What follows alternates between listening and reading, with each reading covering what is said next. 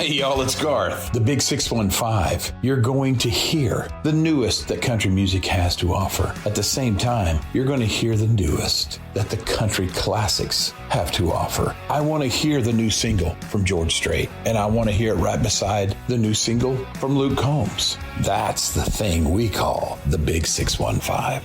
Download the free TuneIn app from the App Store. That's TuneIn. Or ask your device to play the Big 615 on TuneIn. Have you or a loved one been injured in an accident? Are you struggling to recover fair compensation? Look no further. At Phillips Law Firm, the experienced personal injury attorneys will fight for your rights and get you the justice and compensation you deserve. They handle a wide range of cases, including car accidents, slip and falls, medical malpractice, and workplace injuries. Justice is a phone call away, so don't wait. Call today for a free case review. Call 1-800-JUSTICE or visit justiceforyou.com. Hey, this is BJ. Thanks for listening to our show's podcast. If you're a fan of all things geeky, you should check out my other podcast, BJ Shea's Geek Nation. We have new episodes every day, and you can check it out at bjgeeknation.com. Your home is going into foreclosure and you feel like a financial wreck. You don't know where to turn for accurate information. I'm bankruptcy attorney Travis Gagne. Let's talk about some legal options. If we work quickly, we can propose a plan to save your home, modify the loan, or in many cases even eliminate your second mortgage. The consultation is free. I've helped hundreds of people just like you make informed decisions about whether to save their home or exit it on a reasonable, organized timeline. The chapter you choose sets the tone for the next chapter of your life. Please contact me today at choosetherightchapter.com. That's choosetherightchapter.com. 99.9 KISW, the Rock of Seattle. I have to tell you, this story I'm about to read you, I have no idea what I'm about to say. Okay. I am unfamiliar with everything about this story. I mean, I do know what Crocs are. I do know that. That's it, though. After that, I'm done. They're the things that Pitfall would jump on, right, in the game. Oh, yeah, Crocs. Yeah, that's it.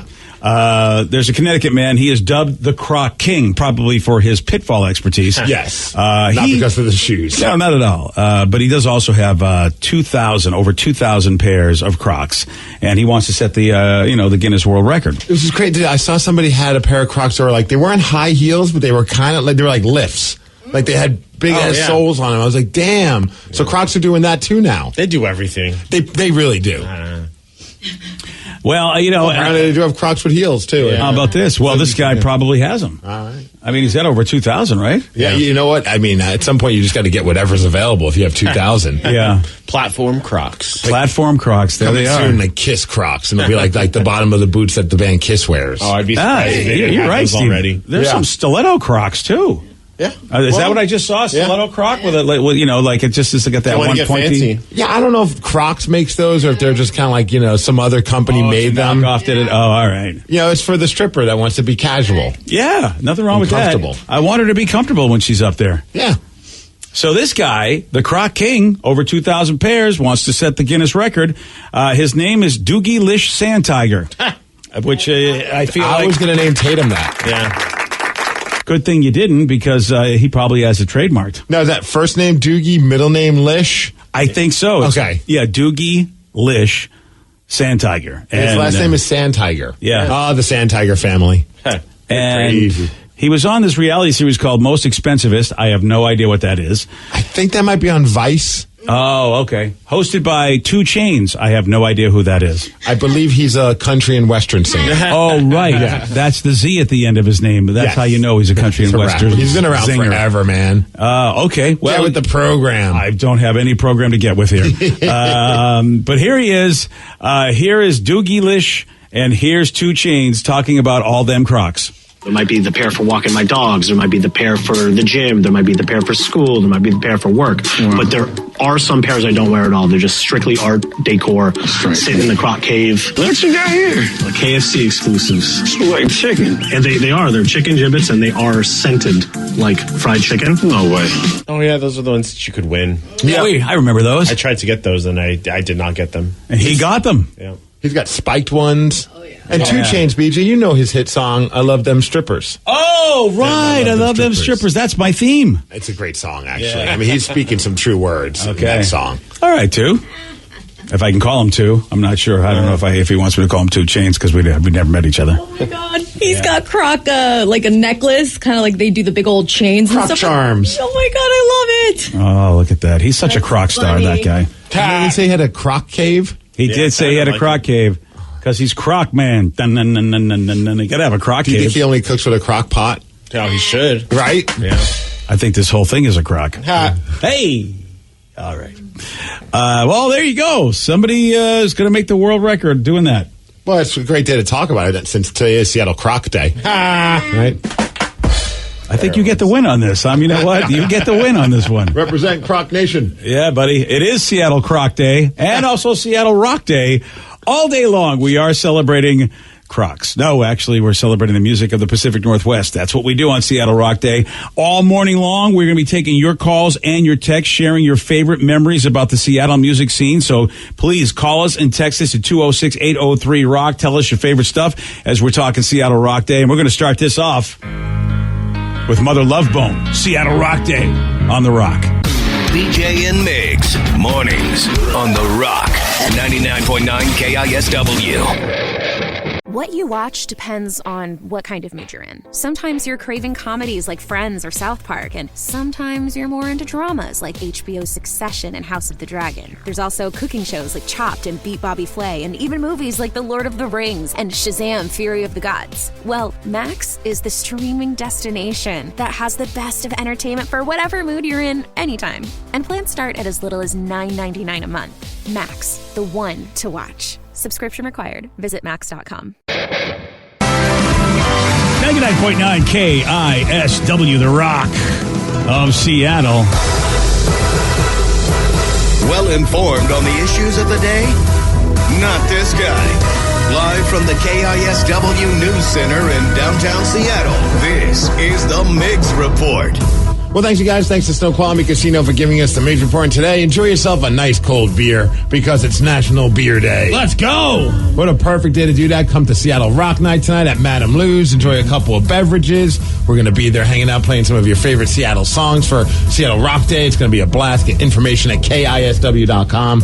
Enjoy a beer. Yeah. I was going to say, I promise you all I'll have a beer with you, so it's going to be great. Oh, you're going to do that for the people? Yeah, Yes. for the people. What a giver. It's Seattle Rock Night. Only if they're buying. Yeah, that's fair. Yeah. Also, maybe tonight after enjoying a beer, you enjoy yourself a beaver.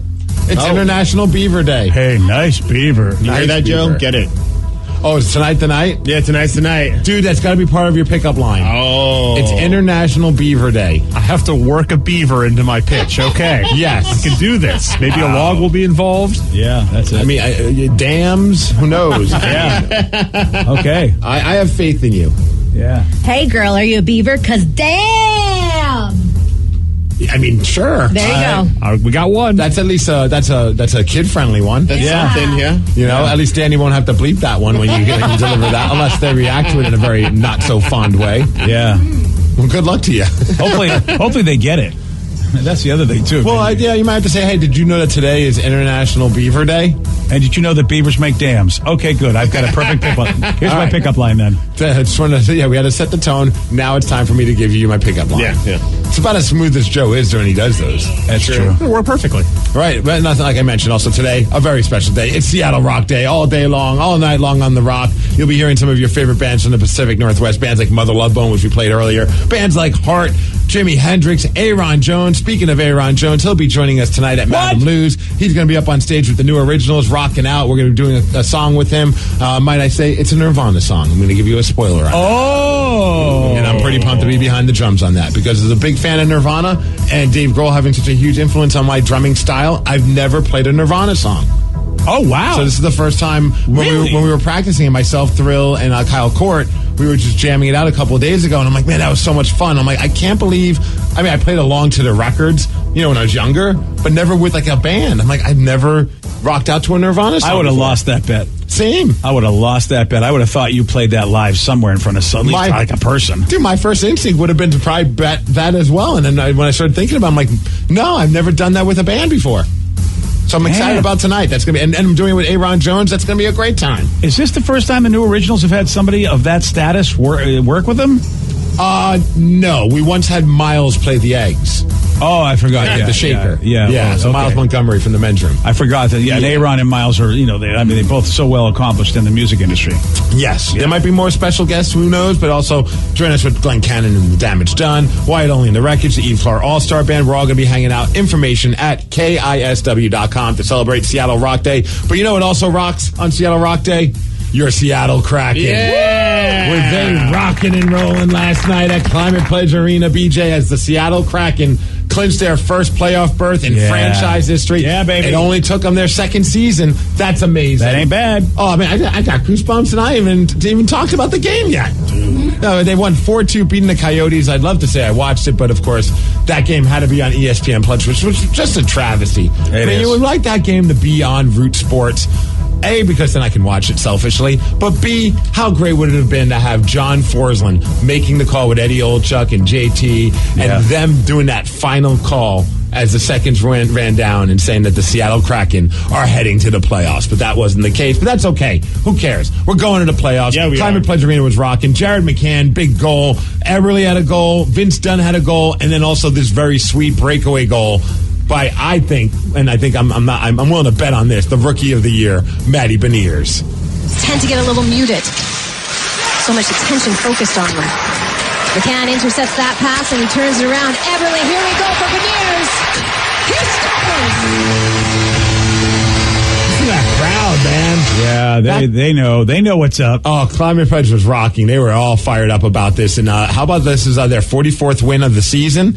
Not bad, 96 points. That's the most by a second-year NHL team since the original Six era. They've been breaking lots of first time for this, first time for that, being such a new franchise and doing so well in their second season. And props to all the players. Eberle's hey, we have a special group here from day one. I think a lot of people wrote us off.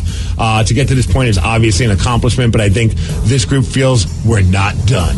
They were saying something that the Kraken had an 18% chance of going to the playoffs at the beginning of the season. And look at them now. They have a 100% chance. Yeah. Shout out to Bowie. I don't know if you saw Bowie, the tweet that they put out of Bowie. He's ripping off his shirt that he was wearing, and underneath it, boom, a playoff shirt for the Seattle Kraken. Oh, that's cool. I might want to get one of those playoff shirts. I know. I kind of want to get one just because it's kind of like a piece of history. Yeah. Do the pins that they released last, because I got the email immediately once they got, and they had these inaugural pins of going to the playoffs. They sold out immediately. I bet. Yeah, we might want to get on this and make the orders as soon as possible. Also, you might want to be in front of your computer this morning at 10 a.m. Limited number of tickets for single game, for non-season ticket holders and all that. Tickets go on sale for the playoffs at 10 a.m. I'm sure as hell going to try. Because, Danny, we got to go. We do. We have to make it happen. And congratulations to the Kraken also. The Mariners, the Seahawks, and the Kraken made the playoffs. Storm as well, you can throw in there. It's just, what a great... Oh, yeah. For the 2022-2023 season. That's right. Good call. Yeah. Do you see the green jerseys they were wearing in the warm-ups? I did. Those were nice. Seattle Green Knight or whatever it was called. Yeah, did you see these, BJ? Oh, I have not seen those. They were real. I love how they reinterpreted the logo. Yeah. Wow. Very cool. And is it for anything? Pot smoking. Oh, really? No, I think for the environment. Yeah, okay. Climate Pledge. Green. Yeah. But it's whatever you want it to be. I want to be for St. Patrick's Day. You wear it for St. Patrick's Day. You can wear it on April 20th if you want. Yeah, those are sweet. I agree. I'm not usually a guy that thinks about buying the rando type jerseys like these. But I might want to get my hands on one of those because they're really nice. Honestly, though, they don't sell them, though. That's the problem. They're the practice jerseys. Then you have to bid on them in auction. I thought I saw green jerseys for sale at the team shop, though. Were they these jerseys? No, I think they were the St. Patrick's Day one. Which are different. The St. Patrick's Day I didn't even know they had a St. Patrick's Day. Yeah. And I could be wrong. You're probably right. But you know what? I bet they made a T-shirt version of this. They did make the T-shirt. Way more affordable. Yes. Oh, where's that? Yes. Soon to be in my wallet. Okay, I like that. I'll take my the green wallet. T-shirt. Boy, Joey D's has got a lot of Father's Day presents. I can get the playoff Kraken, the green Kraken. Your daughter could get something for you. All right, too, she can get me the All-Star, the All-Star T-shirt for the Mariners. Oh man, but the season is not over. There's still, I think, 4 more games. There's still a chance of them cracking 100 points for the season. But after the game, Dave Haxtell, I always love when they get the camera in the dressing room and the locker room after the game is over, and it's almost like a stealth camera shot where it's I don't know if we should be filming this, but we know they know we are, but it still feels like they're doing it on the secret. And here's Dave Haxtell talking to the team. This is a big one. Really important for our fans. Really important for our city. It's big for the state. Okay? But this is all about you you guys and what you've done since the day you stepped into training camp. You earned this. You deserve this. I hope you're really proud of it because we're proud of you guys. We're in the playoffs, boys. Yeah. And then, of course, they hand over the Davy Jones hat to the player of the game, and it was picked that it was Will Borgen that got the player of the game for the team. And he had a very, very well thought out. I mean, it kind of goes on for a little bit, but it's fine. I think we should play it like he just really opens up his heart and his soul to his teammates about how important this was. Wow, that was way long, man. I mean, Sorry. come on, don't bore us. Get to the chorus. Sorry for wasting your time. Hey, I don't know, BJ, you make a lot of money. You're probably over $1 million right now. Maybe, I've been going down, dude. 10 a.m., we're trying to get tickets, but I think we have a better shot at getting a suite. For one game, it's only going to cost us $16,500. Yeah. Oh, for a suite for a Kraken playoff game? Yeah, it's 20. That's 20 seats, so it's like $800 a ticket. Oh, that ain't bad. Can you cover that? Yeah, he's got 700,000 today. Oh, yeah. 700,000. No, dude, that's not good. That's good enough to buy us a suite. Yeah, it is. How do you think I keep going down in my net worth?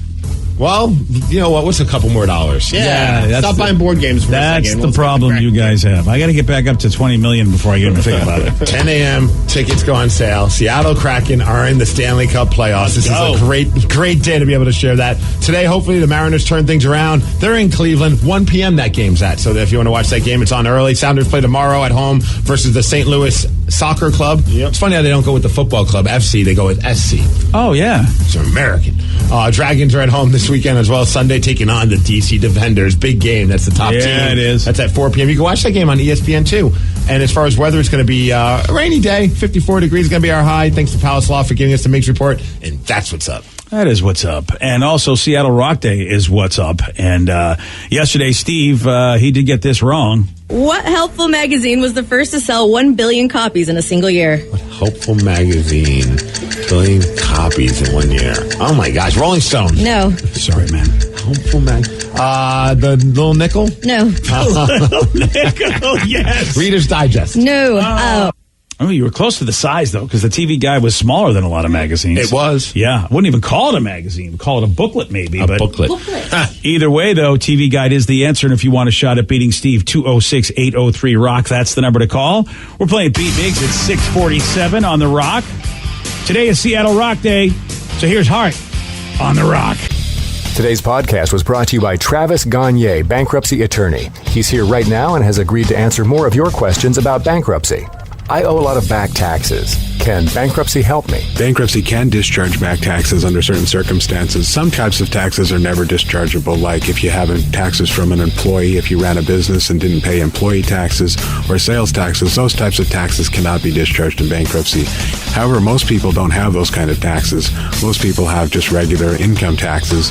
If you owe income taxes and you filed your tax returns but just weren't able to pay the taxes, if the taxes are more than 3 years old and you filed the tax returns, those types of taxes can be discharged in bankruptcy in most circumstances, especially through a Chapter 13 case. Thanks, Travis. If you have more questions about bankruptcy, you can reach out to Travis anytime at ChooseTheRightChapter.com. That's ChooseTheRightChapter.com. Thanks for listening.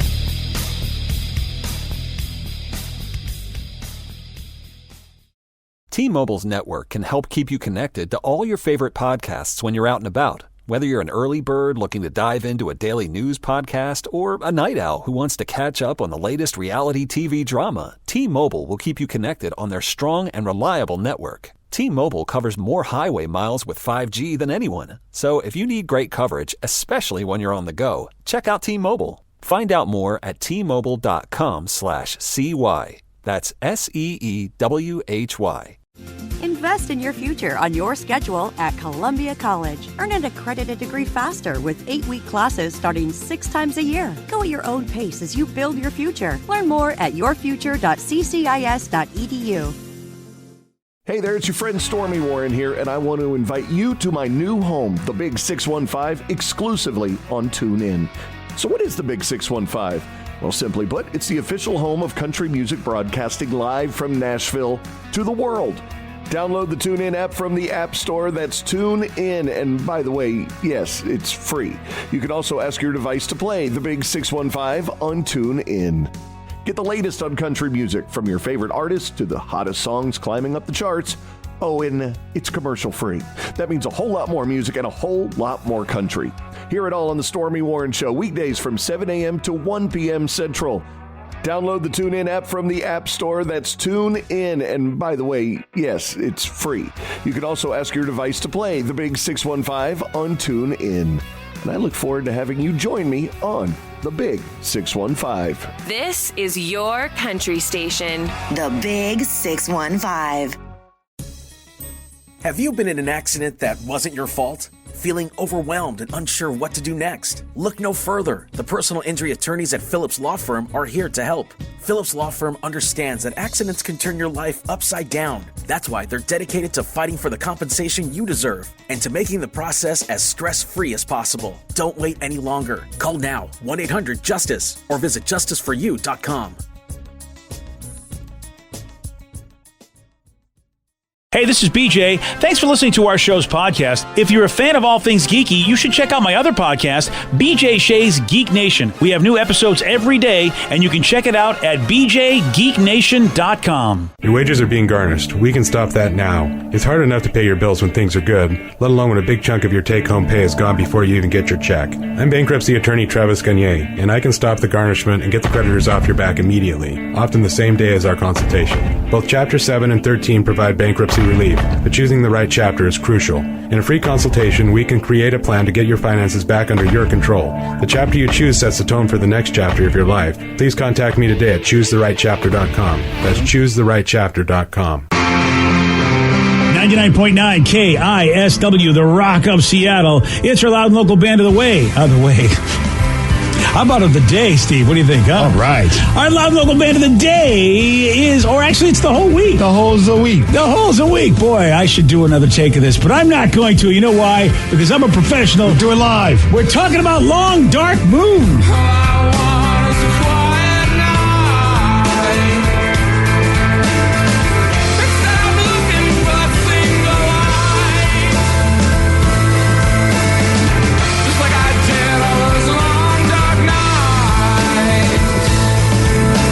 It's our loud and local band of the week, Long Dark Moon. You want to find out how to get their info? Just go to the BJ and Migs page of KISW.com. Recently put out a brand new record called All Your Mountains. I think it came out a couple of months ago, and you can check them out live. You got to wait a little bit, so put it in your calendar on Thursday, June 1st. They're going to be over at the Sunset Tavern in Ballard. If you're the kind of person that loves local music, then you're going to be the kind of person that loves Loud and Local, our show on Sunday nights here on The Rock. It starts at 8. 2 hours of great music from the Pacific Northwest. Bands like Long Dark Moon.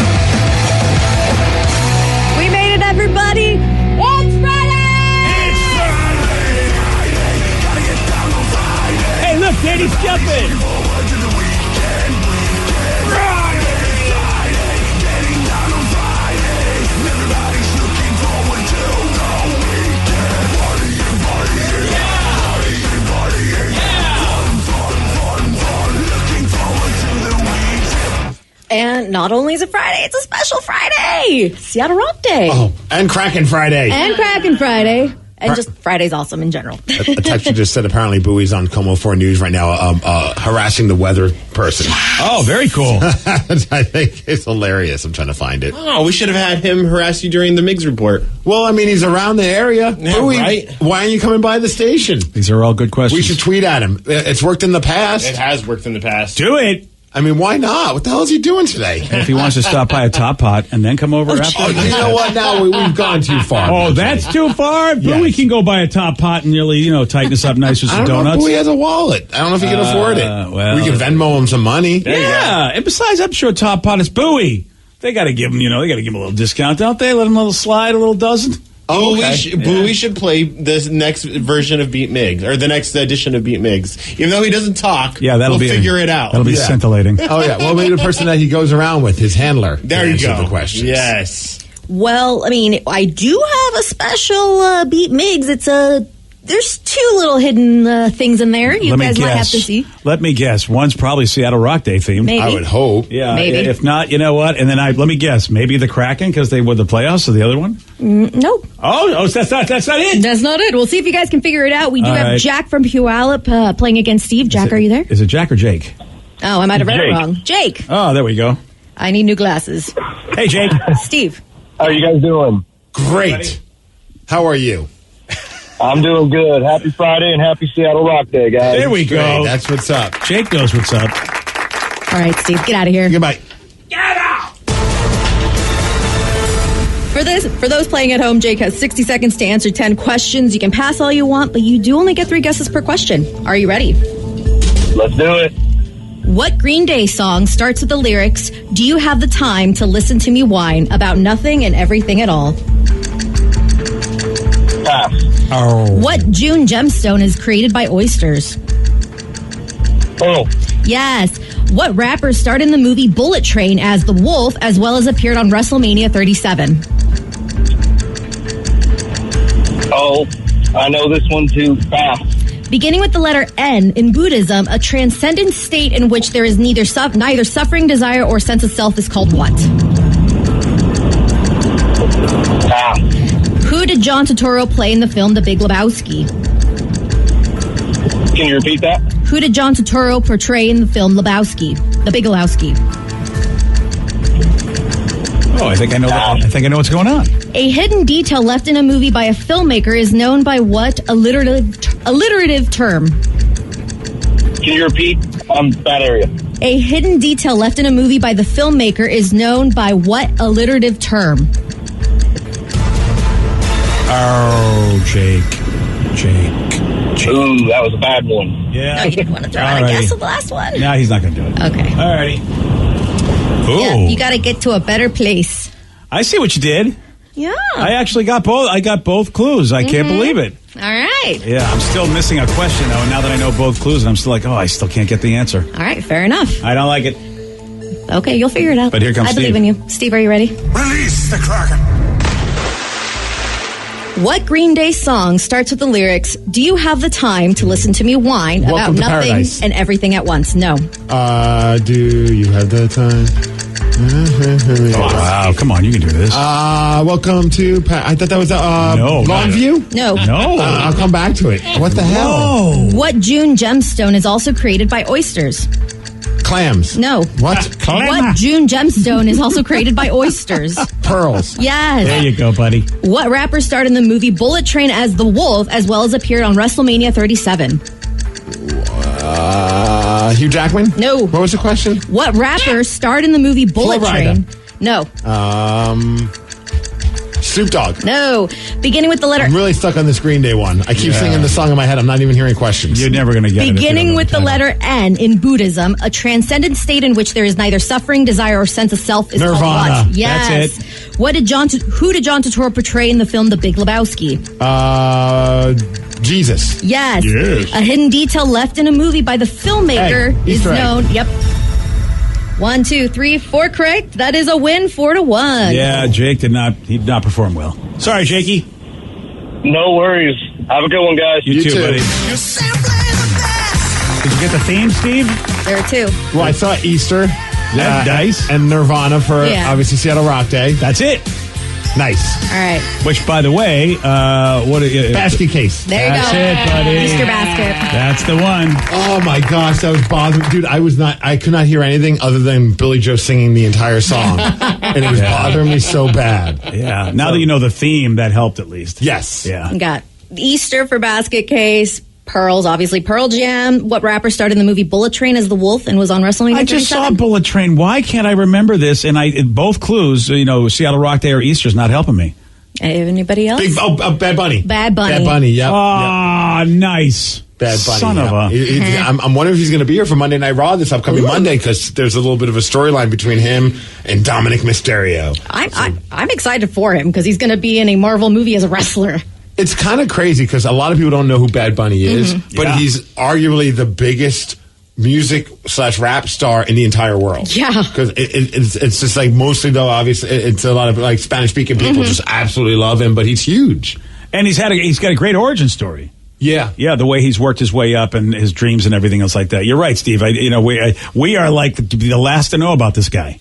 And I mean, a lot of people know about him, obviously, because he sells out like Climate Pledge and places like that. But it was for a minute, like especially in wrestling, when he started coming on, and people were like, "Who the hell is this guy?" And they're like, "You don't understand? He's pretty much on par with WWE as far as like popularity."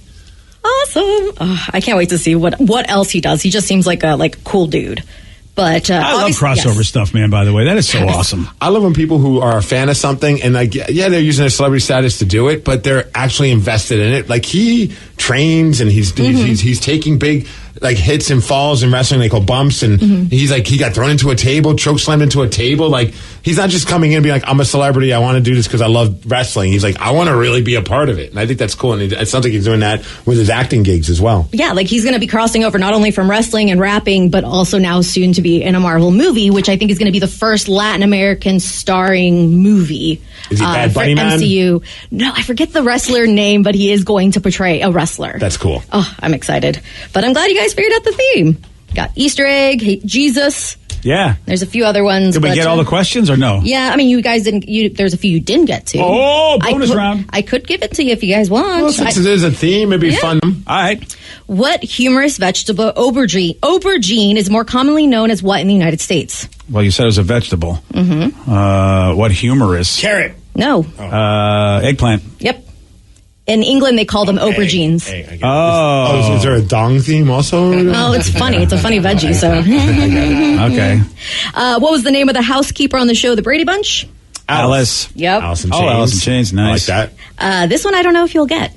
Well, you'll get the question, but you won't get the connection. In South Park, what character often gets killed off? Kenny. Yeah, it is Kenny. I don't catch. Kenny G, baby. Kenny G. I had to. I hate these. You started off liking them. I did, but you know, you like themes when you get the questions right. Right. Well, the eggplant one was tough. Okay. The aubergine. You watch British shows. I figured you would get it. You're right. Good call, but I've never heard him call an aubergine, unfortunately. I can't even spell aubergine. I couldn't either. Thank you, spell check. What is the popular brand of beer often drank on The Simpsons? Duff. McKagan. And National Beer Day. Hey, you're welcome. All right, Vicky, that was a good one. You came back. Thank you. You came back. So he said, why don't you guys ask Bowie to come to Seattle Rock Night if he's out and about? Ooh. Oh, that would be amazing if Bowie showed up. Yeah, I did already tweet him and invite him to play Beat Migs at 8:47. We'll see what happens. Okay. Yeah. I don't. He doesn't speak. I would love to see. That's fine. He has friends. Also, it would be awesome to see Bowie in the mosh pit tonight. That would be pretty badass. Yes. I did see him. He one time with that band Nightwave. They're a really fun, like 80s retro cover band. They've actually performed over at Climate Pledge Arena on the day that we were in the suite. Yep. They were playing and they sound great. They're awesome.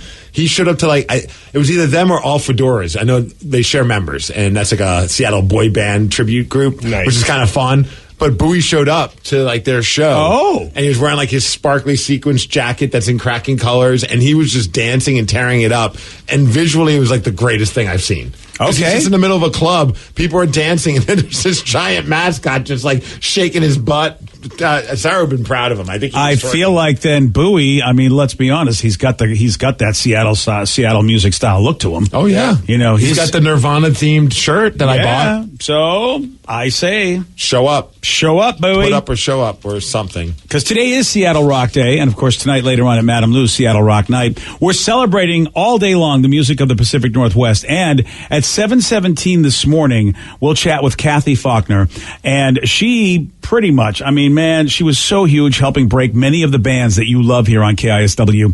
So we'll talk to late Kate. We'll do that after Grunt Truck on Seattle Rock Day on The Rock.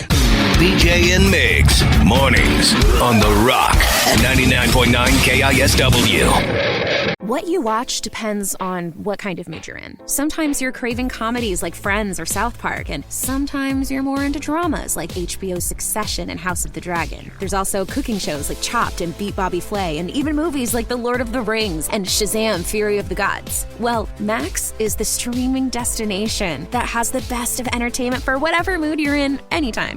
And plans start at as little as $9.99 a month. Max, the one to watch. Subscription required. Visit Max.com. Nobody said adulting would be easy. Between work, family, chores, and activities, life can get real messy real fast. Good thing there's Simple Green All-Purpose Cleaner. Simple Green tackles even the toughest cleanup jobs in every room of your house. Simple Green has been a trusted cleaning brand for nearly 50 years, and it's now available in both lemon and lavender scents. So you get a cleaner that not only works hard, but leaves your home smelling fresh. Even better, Simple Green All-Purpose Cleaner is U.S. EPA Safer Choice certified for use around people, pets, and plants. Stronger, safer, fresher. That's the cleaning experience we all want, right? When life gets messy, Simple Green gets it clean. This stuff literally removes dirt, grease, and stains from any washable surface in your home. Visit simplegreen.com today to view their complete product lineup and discover where to buy in your area.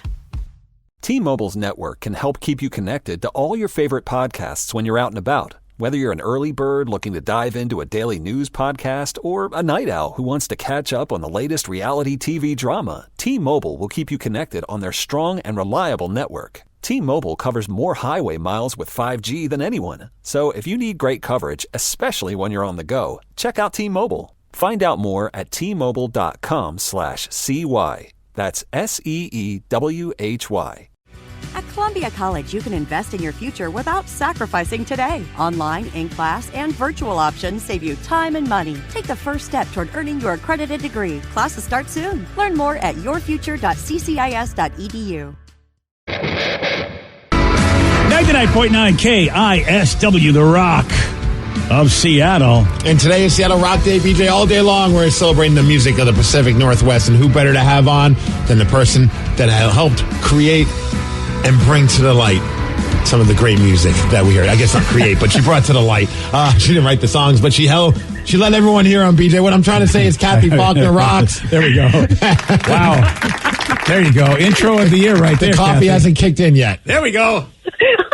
She was the reason Kurt was born. She taught Kurt how to sing. She went to the parents and said, "You two ought to get together. I think you make a good couple." She said, "Hey Jeff, have you ever tried this bass line? Do do do do do do do." And he's like, "I should try that." She went and found the little baby and threw him in a pool, and they took a picture. And look at that. I mean, that's Yeah. Mm-hmm. All right, Kathy Faulkner responsible pretty much for Jerry everything. Cantrell the KSW stickers to put on his guitar. That might be true. Yeah, I mean, very true. And told Duff, really, Freddie isn't going to work. You ought to change your name to Duff. And that's what happened. I mean, and you should get out of town and join a band in L.A. Yeah, Kathy, I mean, she's done it all. Kathy, welcome. Welcome to the show.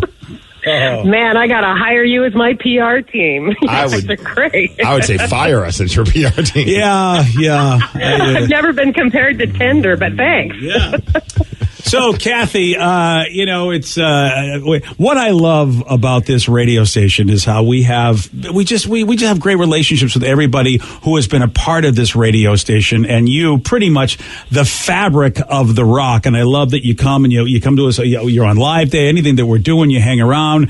The first person inducted into the KISW Hall of Fame, and well deserved. It is so great to have you here on a day that, man, you were in the middle of it. You were at ground zero. You were here for what inspired Seattle Rock Day. And I mean, who gets to say that about any amazing movement in the work of arts? And the Seattle Sound is one of those movements, legendary in music history.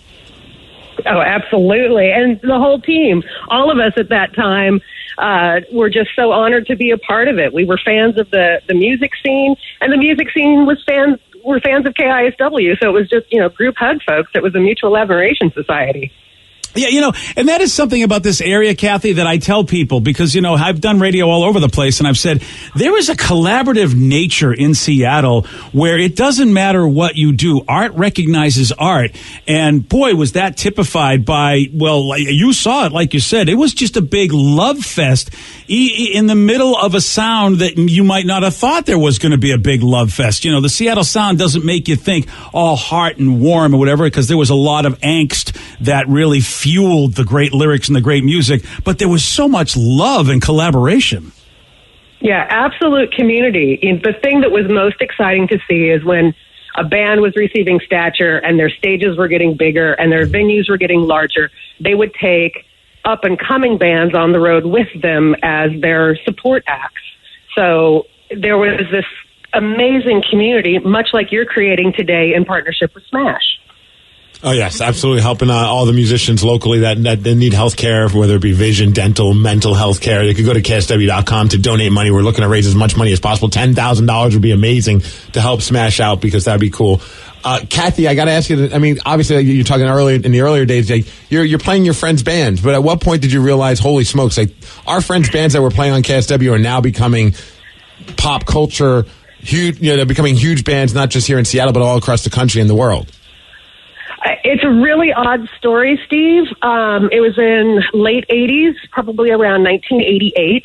Well, obviously, many people talk about our Rising Star show with Jane's Addiction and Mother Love Bone and Soundgarden opening up. That certainly was a local vibe where you're like, wow, the energy's to a level where this is absolutely about to change. But the story that I have for you is watching a movie called Pacific Heights with Michael Keaton. And in it, in a pivotal scene, I won't do a spoiler alert, on the television that they were watching was the music video for Loud Love from Soundgarden. Oh, and it was the first time that I saw our music on just a non-local venue. And it's like, oh, holy crap. What is this? How is this? Where are we going? And it was that movie that has stuck with me to this day, that was the moment that I knew that things were about to explode. Hey, Kathy, and boy, did they. We're talking to Kathy Faulkner, who, of course, worked at KISW pretty much before, during, after, I don't know. She was here when it all went down, the Seattle Sound, and you had all the great bands that, like you said, that were your friends. Kathy, at any time, did you or any of the bands or anybody around ever think that they were that great? Like, every local scene thinks their music is amazing. They just do, because you got a great community, you love what you're doing, all the fans that go, and watch these local bands. But did anybody go, no, this is different. This is a sound that's going to resonate with a generation? I mean, did anybody have that idea at all? I don't think that was the goal at the time. I mean, certainly when you're a kid and you get handed a guitar, the dream of being a rock star is, one of those childhood dreams. So I saw that in many of the musicians' eyes. But what I saw was a love and respect for rock and roll and wanting to be part of it. And watching many of these bands, like watching Alice be on the Moore Theater stage for the first time, it was like entering a church and seeing them, I'm on this stage, I'm performing on this stage. And just seeing that, I don't know, not to make them sound like children, but childlike glee on being on the Moore Theater stage and then being on the Paramount stage and then opening for Pantera or Van Halen. Just that milestone of they were just as much fans of the rock and roll and to be a part of it. So that innocence of that first voyeur into the large venues. When you brought up Alice in Chains, I thought, because I recently heard an interview with Ricky Rackman, who used to host Headbangers Ball on MTV, and that's where I first got to hear Soundgarden's Loud Love. I remember seeing that video and being like, this does not sound like and look like visually, like the video itself looked like anything I've seen on Headbangers Ball. But I'll never forget, you got to see the personality of Alice in Chains, which I'm sure you witnessed quite a bit being friends with them. But they were just a fun-loving band, and seeing, I'll never forget that episode. And I think even Ricky said it's the most popular episode they ever had when he took Alice in Chains to, of all places, Action Park, which now we know is being... And I grew up going to Action Park, and it was crazy to see that documentary about how it's the most dangerous theme park ever created where people died. But he brought them to that park, and it was an iconic episode. Oh, yeah. All the bands had fun. I mean, they were fans and performers. And, yeah. Yeah, you had to have your sense of humor and you had to be on your toes because you never know where you were going to go with any of these guys. Which was crazy because, being a kid watching like Alice in Chains and the videos, I'm like, this is a really dark and serious band. And then they're on Alice, and then they're on Headbangers Ball, and they're just like, they got water floaties on their arms, and they're just having a good time. I'm like, okay, yeah, you can also have fun while also being a serious rock band. Yeah, I remember the first time that Alice was nominated for a Grammy, and we went to a party down in L.A. And in L.A. it was all haute couture, and up here was thrift shop, flannel. So the guys wore what they normally wore into this huge LA scene. And I looked at Lane's face as Mariah Carey walked past in her amazing gown. He's like, so am I overdressed? The guys were who they were. And it wasn't about trends. It was about playing the music they wanted to play. Yeah, you forget the influence because, Kathy, to this day, all over the country, there are like lots of rich people that don't dress up anymore, and places have had, like restaurants and places have had to make that adjustment. And I will point to this, the Seattle music scene that, that really changed like fashion, really, when it comes to the fact that now you can be super rich and walk into a restaurant, especially around here, and wear flannel and they got to serve you. Again, it's just like, to me, you got these big rock stars that have all this money. You better open your doors to them. Yeah, I can't remember if it was like 1993 or 1994. The flannel shirt tied around your waist with a plain colored gray T-shirt, Doc Martens and leggings was Fashion Week in New York. Yeah. That's just... It was insane. That is crazy. And we're talking to Kathy Faulkner, of course, who worked, really pretty much was with the Rock since 1981. Kathy, the one thing I want to point out, because, you and I were doing radio around the same time, around the same age, and I think you might be a little younger than me, but you still came up in rock and roll at a time where there weren't a whole lot of women doing rock and roll, let alone having the influence that you had. I just because I'm a radio geek, I'd love to hear a little bit how that was for you, because that is not an easy ceiling to get through for you to have the kind of influence and being allowed to sit at the table, which was mostly a male thing. I have KISW and I have the Seattle music scene to thank for that, as I started going up the corporate ladder, so to speak, and became music director of KISW. I think I had about 400 big brothers, so if anybody mistreated me, I could call Jerry or I could call Kim Dale, and I had backup. So it was there was a tight-knit group of women across the country, and we definitely collaborated together from a radio standpoint. And then from a music standpoint, we had a love for it. So at the time, it was for me more about the music than about all of that. And I was just grateful to be a part of it. Kathy, I got to ask you this question. I'm sure we'll talk more about this throughout the morning as well, because a texter asked a great question, and I'm having a hard time with this because each time I think about it, I change my answer. But they were like, "Hey, we want you guys to assemble your Seattle rock Mount Rushmore." But it doesn't have to be. And it's a personal Seattle rock Mount Rushmore. The four that you listen to the most. Oh, why would you do that to her? I'm having a hard time with it too. She's like friends with a lot of these folks, though. That's a tough one to put. Yeah, okay. I'll honor it because it's Seattle Rock Day. The Mount Rushmore. Did I get what? 4? Yeah, 4. Yeah. Okay, it would have to be Andrew Wood, Sean Smith. Nice. Oh boy, look at this, man. It's not easy. It's not easy being green. Lane Staley. Wow. And Chris Cornell. I like it. I like that you threw in Sean Smith, who incredible voice, sang with Brad, Saxel, Pigeonhead. Yeah. Yeah. Wow. And That's hard. Wow. Yeah, I was thinking bands. I didn't even think about sweating singers. over here. Yeah, I was like trying to think of like a band Mount Rushmore, but yeah, singers is even crazier.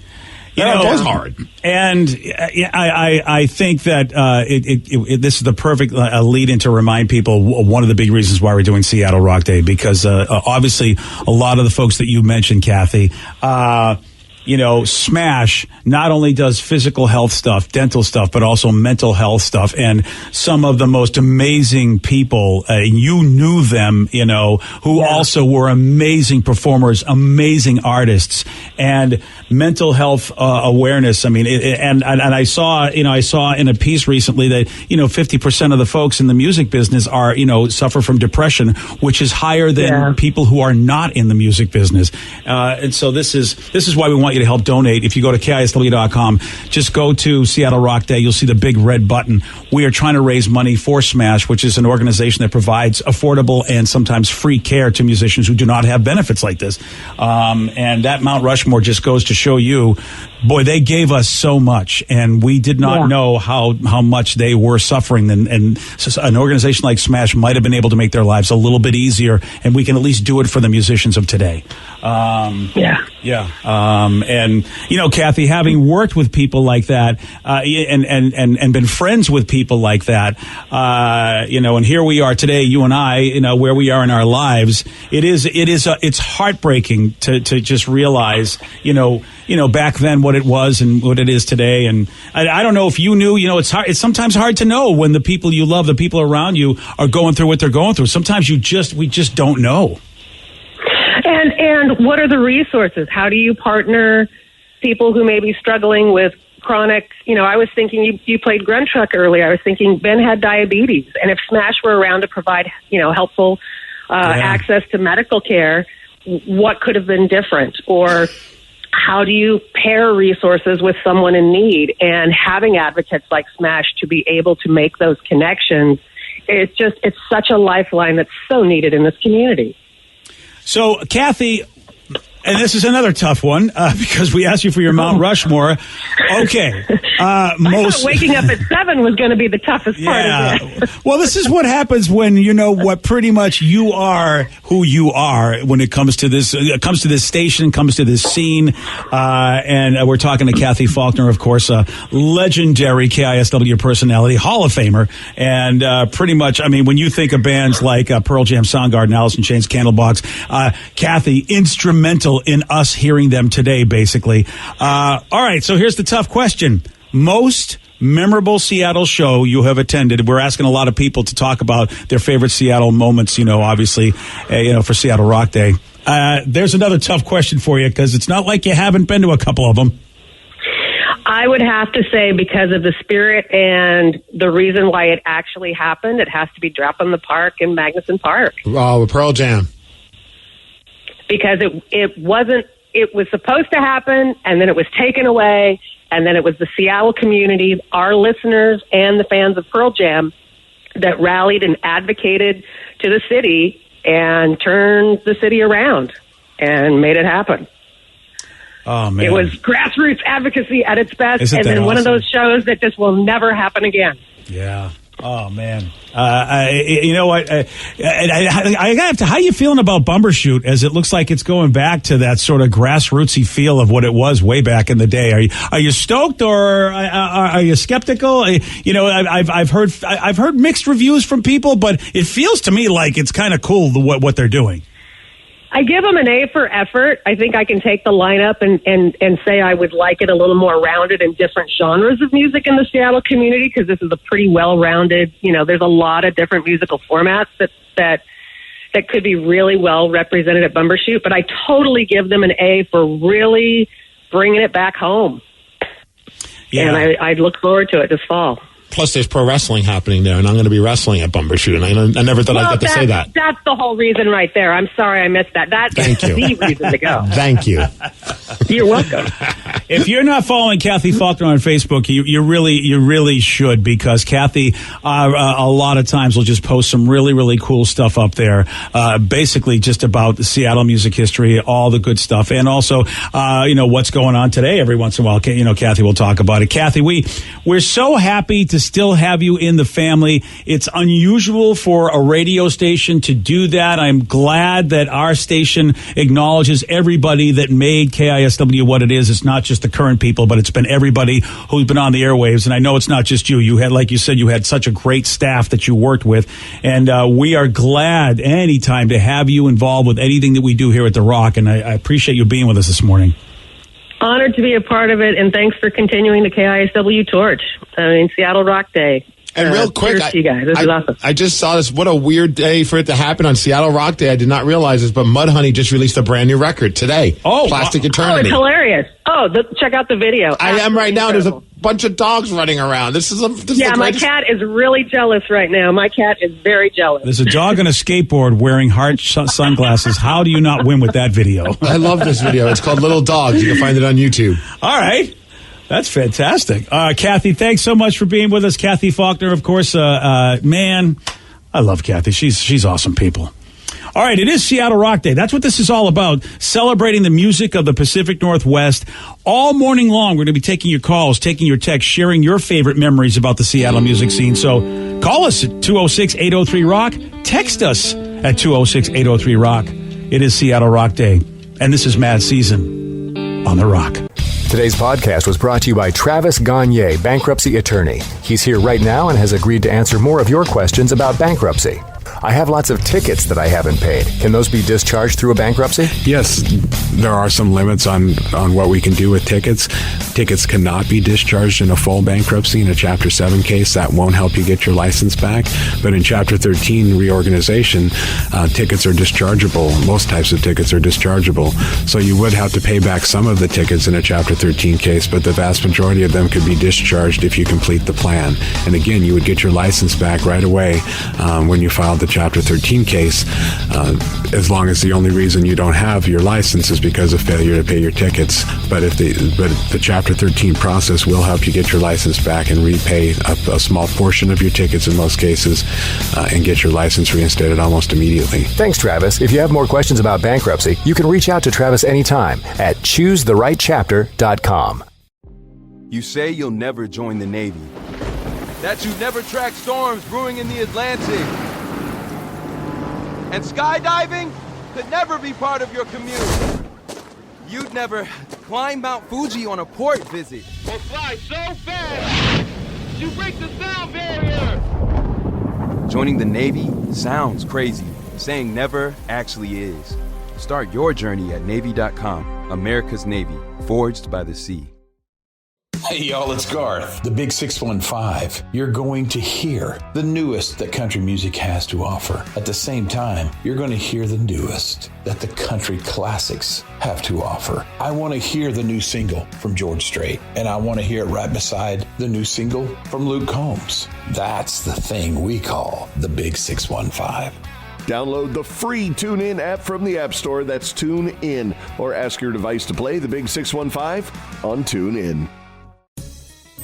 Have you been in an accident that wasn't your fault? Feeling overwhelmed and unsure what to do next? Look no further. The personal injury attorneys at Phillips Law Firm are here to help. Phillips Law Firm understands that accidents can turn your life upside down. That's why they're dedicated to fighting for the compensation you deserve and to making the process as stress-free as possible. Don't wait any longer. Call now, 1-800-JUSTICE, or visit justiceforyou.com. Hey, this is BJ. Thanks for listening to our show's podcast. If you're a fan of all things geeky, you should check out my other podcast, BJ Shea's Geek Nation. We have new episodes every day, and you can check it out at bjgeeknation.com. Your driver's license is important so you can get back and forth to work, get your kids to school, and back and forth to daycare. If your license has been suspended because you can't pay your tickets, you can't do any of those things. Let's talk about Chapter 13 bankruptcy. You may have heard that tickets cannot be discharged, but they can be dealt with in a Chapter 13 case. Why not come in for a free consultation? The chapter you choose will make all the difference to your getting back legally on the road. Let's design a plan to pay off your tickets and restore your license immediately. I'm attorney Travis Gagne. Please contact me today at choosetherightchapter.com. That's choosetherightchapter.com. 99.9 KISW, the Rock of Seattle. It is Seattle Rock Day. All day long, we are going to be celebrating the great music of the Pacific Northwest. I mean, really the big stuff that happened in the 90s, as you know. And we're also really trying to help out the local music scene right now with Smash. And so we're asking for donations. We're trying to get up to $10,000 because Smash is giving affordable health care and getting it to pretty much musicians that don't have health benefits. And that's dental, medical, mental health services. And again, mental health services are so important, as we have found out through research, that a higher percentage of musicians suffer from depression as opposed to non-musicians in the world. And they do so much for us, so we want to do as much as we can for them. Big red button at KISW.com. Click that red button. That's how you can donate. Got $1,000 raised so far, so hopefully we can keep that money going up and up and up. Plus, there's an auction that's happening. You can get that information at KISW.com and some cool stuff to bid on there as well. I recommend checking it out because some of the stuff is really sweet. And if you've got any stories, anything you want to share about the Seattle music scene, and whether it be past, present, today, it doesn't matter, past, present, or future, I don't know. Hey, what am I talking about? It's fun hearing people's stories like that with seeing bands back in the 90s. Like, those are always my favorite stories. Like when you got to see like Nirvana play at the Crocodile or like Pearl Jam playing at the Off-Ramp. Like those stories, because I never got to experience that. So hearing some local, rockaholics telling their stories of when they were younger and seeing those bands is pretty badass. 206-803-ROCK. That's the number to call. That's the number to text. 206-803-ROCK. Alex and Everett, you are on the Rock. Good morning, guys. Good morning, Alex. Welcome to the show. So, Seattle Rock Day, man. Memories? Anything? What you got? I have a bunch of memories. This is a shout out to you guys, and especially Steve. What's up? For Beat Migs, because you have sent me to about 5 or 6 concerts and countless other shows in the last 7 years. See, by me being a loser, I've helped other people live a good life. I told you being a loser would be a thing. You're 0 for 2. Or I'm 0 for 2 with you. You beat everybody, and I get to make the call. And see, I've always said me being a winner helps everybody be better. I've told you, you're a winner every time I said this to you. Oh, man. Alex, this has been, for a guy like me to work at a station like KISW, it was my dream as a child to work for this kind of radio station. And we had one in Boston. Sadly, that no longer exists, which is why, again, I credit this area. This area is special, how you revere the local rock music scene, because there aren't a lot of KISWs in this country where, they're able to say they celebrate their 50th anniversary being a rock station. And it's guys like you, Alex, and all the memories. And so what moment do you go, okay, this is my favorite moment from that time? So from that time was probably, I was at White River Amphitheater. I was celebrating with the guys from the afternoon show, the men's room. And like I said, you guys made that happen for me. Free of charge. I just had to pay gas, and it's just unbelievable what I've gotten to experience since moving out here. All thanks to you guys. I appreciate you all. Oh, that's nice. Fan for life. That's a current memory. A fan for life, current memory. Look, we did it, Steve. That's pretty awesome. So we're kind of part of the fabric of something. Oh, absolutely. Yeah. We're a fabric. We're a fabric. Polyester, perhaps? Yeah. 206-803-ROCK. It is Seattle Rock Day. That's the number to call. That's the number to text, 206-803-ROCK, if you've got any stories you want to share with us. That's a great story. Someone said Eddie Vedder and Jeff Ament, obviously 2 members of Pearl Jam, played basketball with my friend's dad in Queen Anne Hill. My friend had to have open heart surgery, and I came to visit him in the hospital, and Jeff showed up as well. He knew he knew I was coming, or he was coming, so I brought my copy of Verses from the Sign. When he walked into the room, all the doctors and nurses swarmed him asking for autographs. I stood beside my friend in the hospital bed. Jeff pushed them all aside, walked up to me and asked if I brought something for him to sign. It's It's interesting. Having interacted with some of the royalty of this scene, because they come to the station, and look, I've never met a lot of the guys, as far as we've interviewed, but I've never really met the way I've met some of the guys like Mike McCready and Duff. But I take a look at the scene before the Seattle music scene, and that would be like the Motley Crue, the glam, whatever you would call that, hair metal, baby. And boy, the way those folks were, as opposed to the demeanor of everybody in the Seattle music scene, because it seems like Mike McCready is the same dude he's always been. Seems like Duff McKagan, for the most part, the same dude he's always been. Down to earth, really grateful for what they have, if you get to talk to them. Whereas some other people, in the world of entertainment, you talk to them and you go, wow. They're kind of like anti-rock stars. I mean, when I was a kid, I think that's what me and my friends, we all fell in love with, like Pearl Jam, Alice in Chains, Nirvana, because they just seemed like dudes that you would be going to school with. Like, yeah.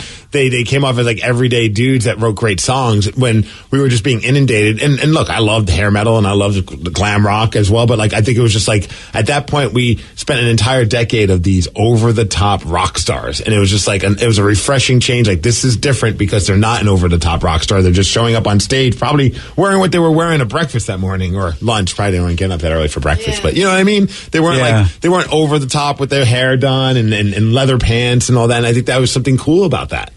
It is funny because it's you're right, Steve, and they almost, it's not they're embarrassed, but they don't even realize that they are just as popular as any of those over the top rock stars were. Yet you look at them and they were like, no, we're not really. It's like, no, you have a pretty big band. Mike, you have a pretty big band. I wonder, at some point, they probably realized how huge they were. Yeah. And I think they were just trying to do everything in their power to not let that get to their head. Good for them. Mm-hmm. Yeah, good for them. I know, I would have failed at that.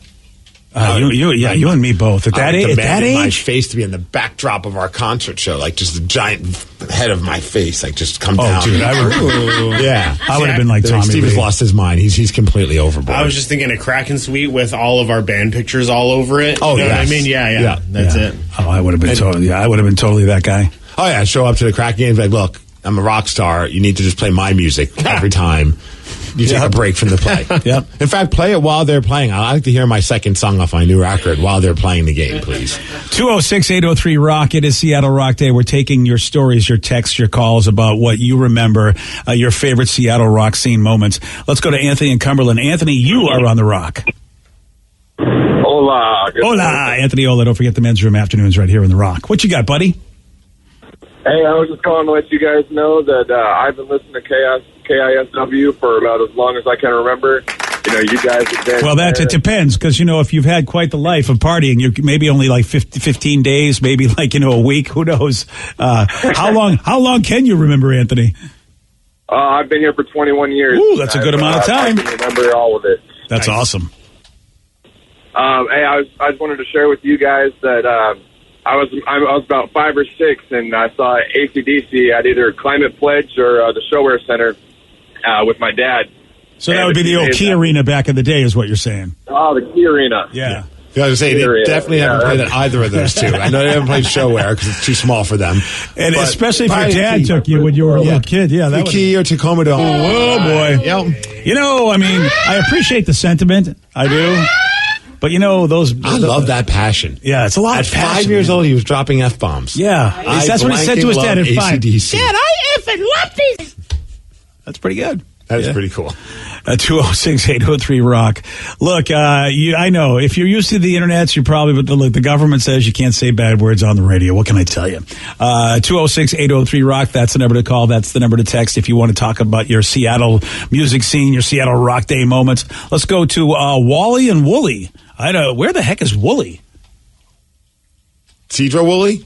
Oh, Cedro Wooly. Okay, thank you, Steve. I'm in the Wooly, bro. My brain. That's totally, my guess. I think you're right. It has to be Cedro Wooly. Yes, it's Cedro Wooly. All right. Hey, Joe, there's a Cedro in front of that Wooly. Joe doesn't believe in first names. Yeah, I forgot about that. I like Wally from Wooly better. Okay, fine. Is that what you guys... remember you that way. is that your nickname for Cedro Wooly? You just say, hey, I'm in the Wooly? Is that all you got? I have no idea. Oh, okay. Pretty much. Fair enough. Pretty much. All right, Wally, what you got? I grew up in Linwood, but I've listened to the Rock since day one when we changed from AM radio to FM. I'm your age. Okay.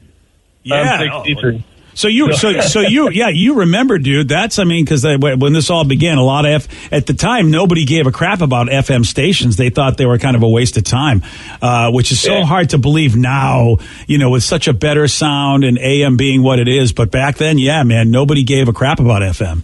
Right. We listened to KJR AM, if you can believe it. That's what I do believe it. That was the rock and roll station. Yeah. But my story is about the two youngins from Mother Love Bone. They're big, huge Michael Jordan fans and had season tickets for the Sonics back when, and they sat right next to us, me and my buddies that had the seats. Well, it's a Chicago Bull game. And, the one kid, I can't remember his name, the one that always wore the Michael Jordan jersey in the videos. Was that Andrew Wood? I think so. Okay. Yeah, but anyway. So I'll go back to the videos to see, but I'm not sure. I don't know myself. I know he wore basketball jerseys, and I think I've seen him in Michael Jordan jerseys before. Yeah, he wore them all the time. And anyway, so we're sitting there watching the game, and my buddy and I were talking. They always were saying, "Hey, man, we're going to make it big. We got a badass band and all this stuff." We were into music back then. Going to live shows and stuff. And he, my buddy goes, "Well, what's the name of your band, boys?" And he goes, "It's Mother Love Bone." And he just snickers and he goes, "Man, you might want to change the name of your band." Wow. Isn't that great at that, like, the beginning moments where people, where like people are just starting out. Obviously, and God knows what they would have become. God knows what they would have become. One of Seattle Rock's biggest what ifs, is because they were poised to take over the world, but you never know. They might not have. I love the Mother Love Bone record. It's one of my favorites. In fact, like when we talked about, and I'm sure we'll talk more about like the Mount Rushmores of bands because we have some text about that. Mother Love Bone is an absolute one of the four, and that's not even a question for me because I love that band so much. My wife and I danced to their music in our wedding. They're such a massive band to me, but they never got that chance to become a huge band because sadly Andrew passed away, and then a couple of the members, like many know, ended up becoming members of Pearl Jam. Yeah, that's why you, like you said, Steve, you wonder. God, I never saw him live, but everybody just said like an amazing lead, like an amazing frontman, just an amazing frontman. He was doing arena rock performances in small clubs. Yeah, which man, oh man, which is again why we say if you can donate to Smash because. Man, so many people in the music industry, so many people that give us great art and folks who just, they just lay it out all there. You don't know the kind of trouble they're going through, and mental health awareness is a big part of what Smash does. They get the physical care, they get the dental care, but they also get mental health services to musicians who really, really can't afford it because they don't have benefits like a regular 9-to-5er does. And that's what Smash does. So go to KISW.com, make that donation. And since today is Seattle Rock Day, you're hearing nothing but music from the Pacific Northwest all morning long. Plus, like I said, Smash, go to KISW.com, raising money for them. Seattle Rock Day. Here's Queensryche on The Rock. BJ and Migs, mornings on The Rock, 99.9 KISW.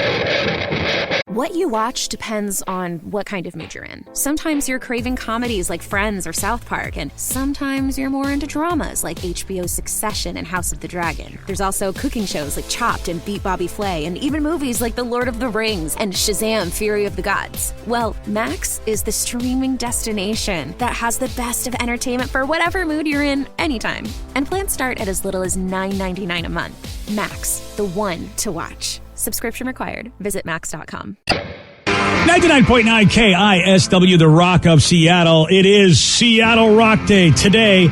And don't forget, Seattle Rock Night tonight at Madame Lou's, where, man, Steve, the music, how about talk about celebrating the Seattle Sound? Oh, we're going to have a blast tonight, all celebrating the Seattle Sound, raising money for Smash, which is also great. Go to KSW.com for all the details to get tickets.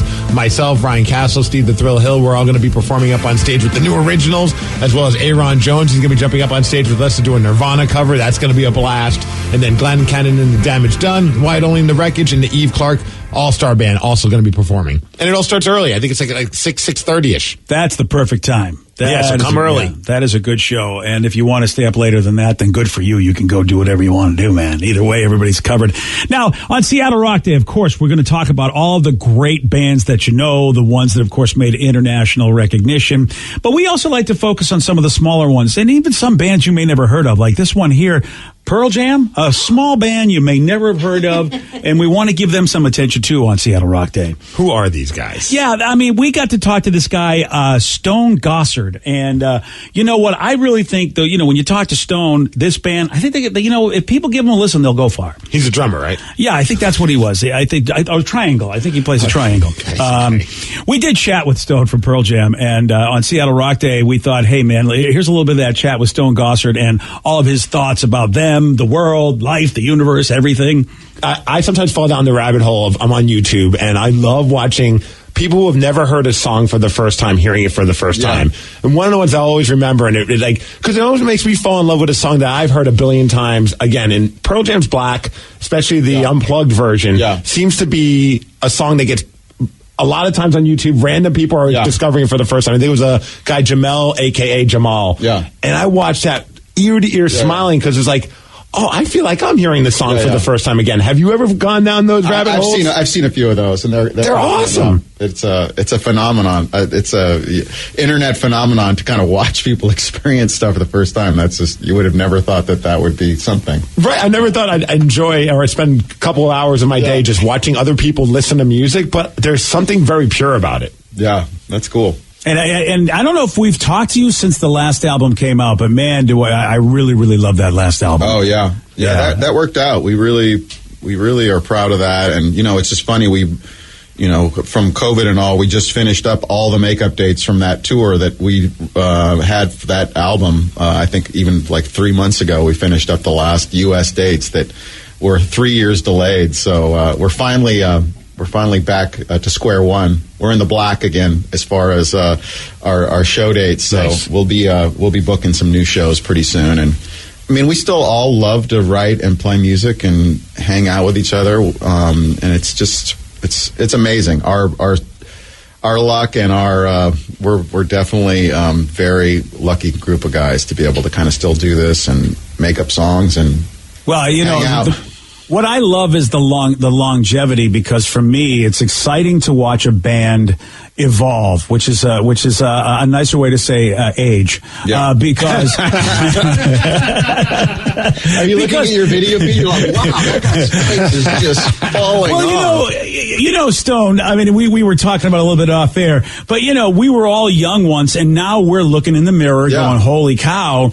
Normally you don't get to do that with a band. Normally a band sticks around, maybe if you're lucky. I mean, 20 years for a band is considered amazing. So to go outside of their 40s, a band that will start, you get to see what they're doing musically, lyrically outside of their 40s. And as you know, some of us are rolling into our 60s and like, wow, that's why I really love these new albums, because it shows me where you are, because I know where you were. We all know where you were back in the 90s. I love seeing where you are now. And how, is that as fulfilling for you? Because it feels fulfilling to me to go, dude, I love to see this band like grow old and be cool about it, because it doesn't happen to humans. A lot of time humans get very bitter when they get older. Yeah, you know, I'm sure we'll get bitter too, but oh, congratulations! You know what? I knew you could do it. In general, we are we're just really proud of ourselves, because we we've been through enough at this point that any disagreements we have, we can look back and go, well, we got through that one and that one and that one, and so we'll get through whatever one we're going to get through now. But yeah, it just shows you the power of collaboration and relationships. And any of us could have been up or down at any time, but the group kind of carries you through periods. So I say yes to collaboration. And is it cool if I dime you out? Oh, you go right ahead. You go right ahead. I mean, I feel like a lot of people are texting. BJ and I have had a massive argument. Okay, let's go. And I want to see what you have. So BJ, in all credit, he loves the new record. He cannot stop raving about it. He's obviously a huge fan of Pearl Jam as well. I've been a day one. obsessed with Pearl Jam my entire life. Wow. He has never heard Pearl Jam's 10 from beginning to end. Okay. And I'm mad at him for that. I keep trying to tell him to listen to it. I had a dream once of all of us in the studio with you and Mike were here, and we made him listen to every single track. We broke it down, and it was like one of the greatest dreams ever, which if you're ever into doing the idea, I think it'd be fun. I doubt you will. But we got to pitch it to him. We got to get him to listen to Pearl Jam's 10 from beginning to end. I don't know that I've ever listened to it from beginning to end. Oh, come on! Oh, you're not solidarity. Solidarity, people. I'm hoping I listen to mixes, I hear the songs, but did I ever actually put it on and just let Danny, it go cue all it the up. way? Lock the doors. Yeah. We're making it happen. Oh, this was, you know what, I had a sneaky suspicion because when you talk to performers and you talk to actors and you tell them about things and they go, I've never really seen the movie in its entirety or I haven't seen all my TV shows. I knew you were going to ask that question, Steve, and I thought there's a 50-50 shot that Stone's going to be just like me. Yes. And if you knew me, you know it was even more than 50-50. So really. So I would have bet Steve. Stone, I've heard some of the songs off of 10, but not like Steve said. I haven't listened to it in its entirety. Yeah. And it makes me so mad that he won't do it. Stone, no pressure though, PJ. Steve's the kind of guy, he never gets upset by anything, and that upsets me. Yeah. So when I found out this was the one thing in the world that he would get mad about, I was like, well, I can never listen to 10. There's no way. I'm going to troll him forever. Ultimate troll. Well, I know, but if it means so much to him, and then it's just the pressure on you is like you can't even hear it with open ears. You're just all you can think about is me hovering over there, just. And he gets mad at me. He goes, "Okay, what did you think of that part?"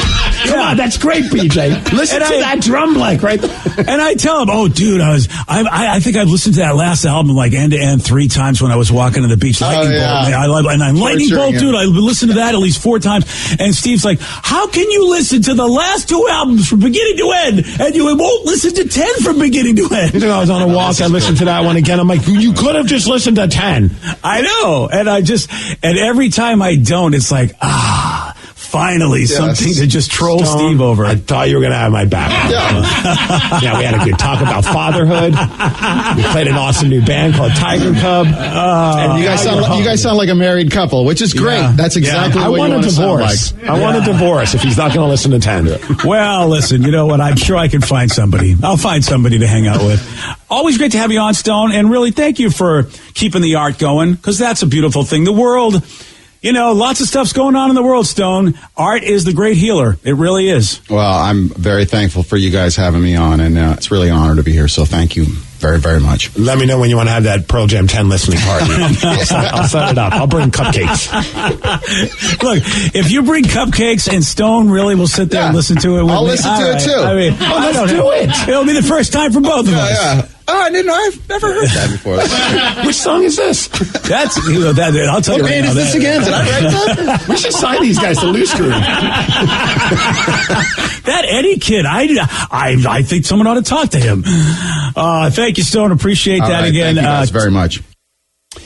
And I haven't seen any messages or appointments to actually sit down with Cupcakes and 10 I yet. keep emailing him. He hasn't replied. I don't know why. I think it's going into his spam filter. Oh, that's right. Yeah, we got to figure that out. I don't understand why he's avoiding you. I don't get it. It is Seattle Rock Day, and it just all we're doing all day long is celebrating the music that has made Seattle what it is today. And this local music scene has been fantastic. Not just obviously in the 90s, thriving in so many different decades, so many different generations. And one of the biggest bands that come out of Seattle, of course, I guess, Pearl Jam. We had Stone Gossard on the show, sure.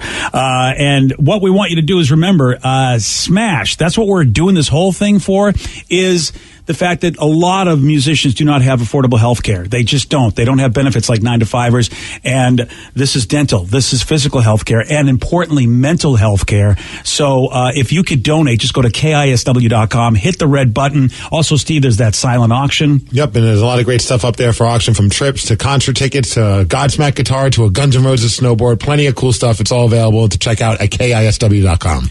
Yesterday, Steve, he did get this one wrong. Inari sushi is rice stuffed into a pocket made of what? Pocket of rice stuffed in a pocket of seaweed. No. A pocket of tacos? No. Pocket of kryptonite. No. I have to tell you, man, I don't know why I never knew all this time that it was tofu, because it is tasty. Yes. That pocket that they put that inari is good stuff, and I had no idea it was tofu. Whatever they flavor it with, man, they know what's up. It's that sweet tofu pocket. You want a shot at beating Steve? You got it. 206-803-ROCK. We're playing Beat Migs at 8:47 on Seattle Rock Day. And here's Pearl Jam on the Rock. Today's podcast was brought to you by Travis Gagne, bankruptcy attorney. He's here right now and has agreed to answer more of your questions about bankruptcy. How do I know if bankruptcy is going to provide me with relief? What are the steps for my situation? There's so much information out there about bankruptcy with the internet and what people have heard from friends and other people that they've talked to about their financial issues or bankruptcy. There's also a lot of bad information out there or urban legends about bankruptcy. In order to determine whether bankruptcy makes sense for you, you need to talk to an attorney that's experienced in bankruptcy. So in order to determine whether bankruptcy makes sense for you, you should talk to an experienced bankruptcy attorney. And my job is not to convince you to file bankruptcy. My job is to help you to make that decision and have all the facts so that you can make an informed decision about whether bankruptcy makes sense for you, what benefits it's going to have for you, and what the downside of filing bankruptcy is. Thanks, Travis. If you have more questions about bankruptcy, you can reach out to Travis anytime at ChooseTheRightChapter.com. T-Mobile's network can help keep you connected to all your favorite podcasts when you're out and about. Whether you're an early bird looking to dive into a daily news podcast or a night owl who wants to catch up on the latest reality TV drama, T-Mobile will keep you connected on their strong and reliable network. T-Mobile covers more highway miles with 5G than anyone. So if you need great coverage, especially when you're on the go, check out T-Mobile. Find out more at T-Mobile.com/CY. That's SEEWHY. Invest in your future at Columbia College. Take that next step toward the career you've been dreaming of. From a leader in online learning for over 20 years, make a difference in your future with a degree from Columbia College. Learn more at yourfuture.ccis.edu. Hey y'all, it's Garth. I love the country music family. I love the country music family of artists and the country music family of songs. Some of the greatest artists to ever grace music are under the flag of country music. And some of the greatest songs in music history are under the flag of country music. The Big 615, you're going to hear the newest that country music has to offer. At the same time, you're going to hear the newest that the country classics have to offer. I want to hear the new single from George Strait, and I want to hear it right beside the new single from Luke Combs. And I think the country music family is one of those families that is very inclusive and wants both the established artists and the new artists to be side by side in this thing we call country music. Download the TuneIn app from the App Store. That's TuneIn. And by the way, yes, it's free. You can also ask your device to play the Big 615 on TuneIn. Have you or a loved one been injured in an accident? Are you struggling to recover fair compensation? Look no further. At Phillips Law Firm, the experienced personal injury attorneys will fight for your rights and get you the justice and compensation you deserve. They handle a wide range of cases, including car accidents, slip and falls, medical malpractice, and workplace injuries. Justice is a phone call away, so don't wait. Call today for a free case review. Call 1-800-JUSTICE or visit justiceforyou.com. Hey, this is BJ. Thanks for listening to our show's podcast. If you're a fan of all things geeky, you should check out my other podcast, BJ Shea's Geek Nation. We have new episodes every day, and you can check it out at bjgeeknation.com. Your home is going into foreclosure and you feel like a financial wreck. You don't know where to turn for accurate information. I'm bankruptcy attorney Travis Gagne. Let's talk about some legal options. If we work quickly, we can propose a plan to save your home, modify the loan, or in many cases even eliminate your second mortgage. The consultation is free. I've helped hundreds of people just like you make informed decisions about whether to save their home or exit it on a reasonable, organized timeline. The chapter you choose sets the tone for the next chapter of your life. Please contact me today at ChooseTheRightChapter.com. That's ChooseTheRightChapter.com. 99.9 KISW, The Rock of Seattle. It's our Loud Local Band of the Week. And this week, it's Long Dark Moon.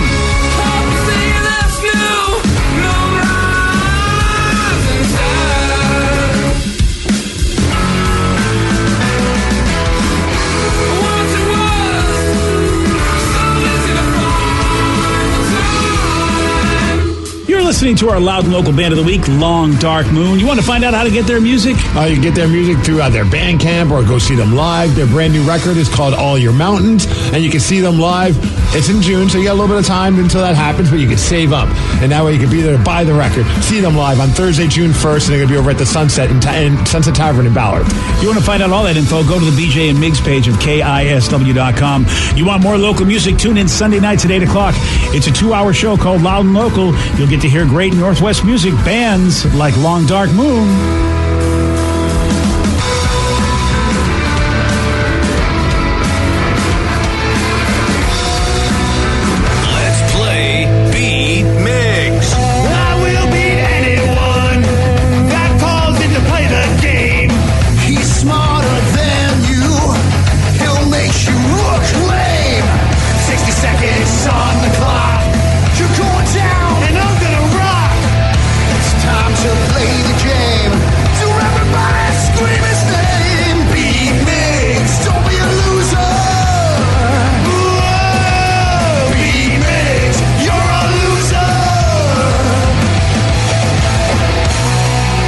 It's a great day because it's Friday!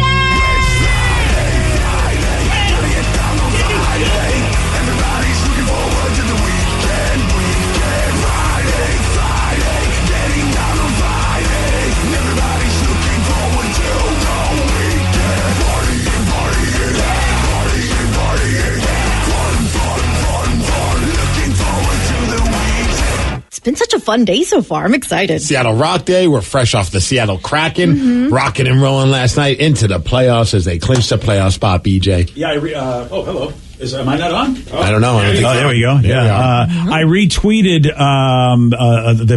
something on basically a Twitter message from all the players, like a few of the players. I saw that, yes. Yeah, so just saying, hey guys, so cool. Second season and they're in. Yay, it's such a great day. Let's get to the game. We have Chrissy from Oak Harbor. Chrissy, are you there? I am. Hi, Good Chrissy. morning, you guys. Happy Friday. Happy Friday. There we go. All right. I love Chrissy. So, real quick, 3 things. BJ Shea! Who cares? Yeah! I had somebody yell that out to go me Kraken. at the Target. And happy Seattle Rock Day. Thank you. I was at Target yesterday and somebody yelled that out. Oh my God, that is phenomenal. I was in line, just waiting to check myself out, and then all of a sudden somebody yells out, BJ Shea, who can? Everybody's looking at me because they don't know, and I'm like, I don't know who that guy's talking about. It's like, who is this BJ Shea? Yeah, but it's kind of fun at the same time when nobody knows what the hell's going on. They look at you like, the hell's happening? That's better than random people yelling 69 to you, which happens to me quite often. That to me, I think that's the winner. I find that hard to believe. 69! Nice! And then everyone around me is like, what the hell is wrong with you? When you walk on stage tonight at Seattle Rock Night, I'm just going to be like, 69! Oh, yeah. And I'll probably say nice. Yeah. It's just a knee-jerk reaction. All right, let's get to the game. Steve Gatta here. For those playing at home, Chrissy has 60 seconds to answer 10 questions. You can pass all you want, but you do only get 3 guesses per question. Are you ready? Let's do this. Beginning with the letter J, what is the real first name of Jimi Hendrix? James. No. John. Yes. Which European country originated the tradition of the Easter Bunny? Ooh. Oh, pass. What was the debut album for the band Heart? Pass. What marshmallow candy became most popular during Easter? Peeps. Yes. What is the name of Nirvana's first single, which was also a cover? Oh, shoot. I know this one, too. Pass. What is the Friday before Easter called? Passover? No. Pass. What was the original name for the band Pearl Jam? Pass. Oh, man. What southern state held the largest Easter egg hunt ever in the United States? Alabama, Louisiana. No.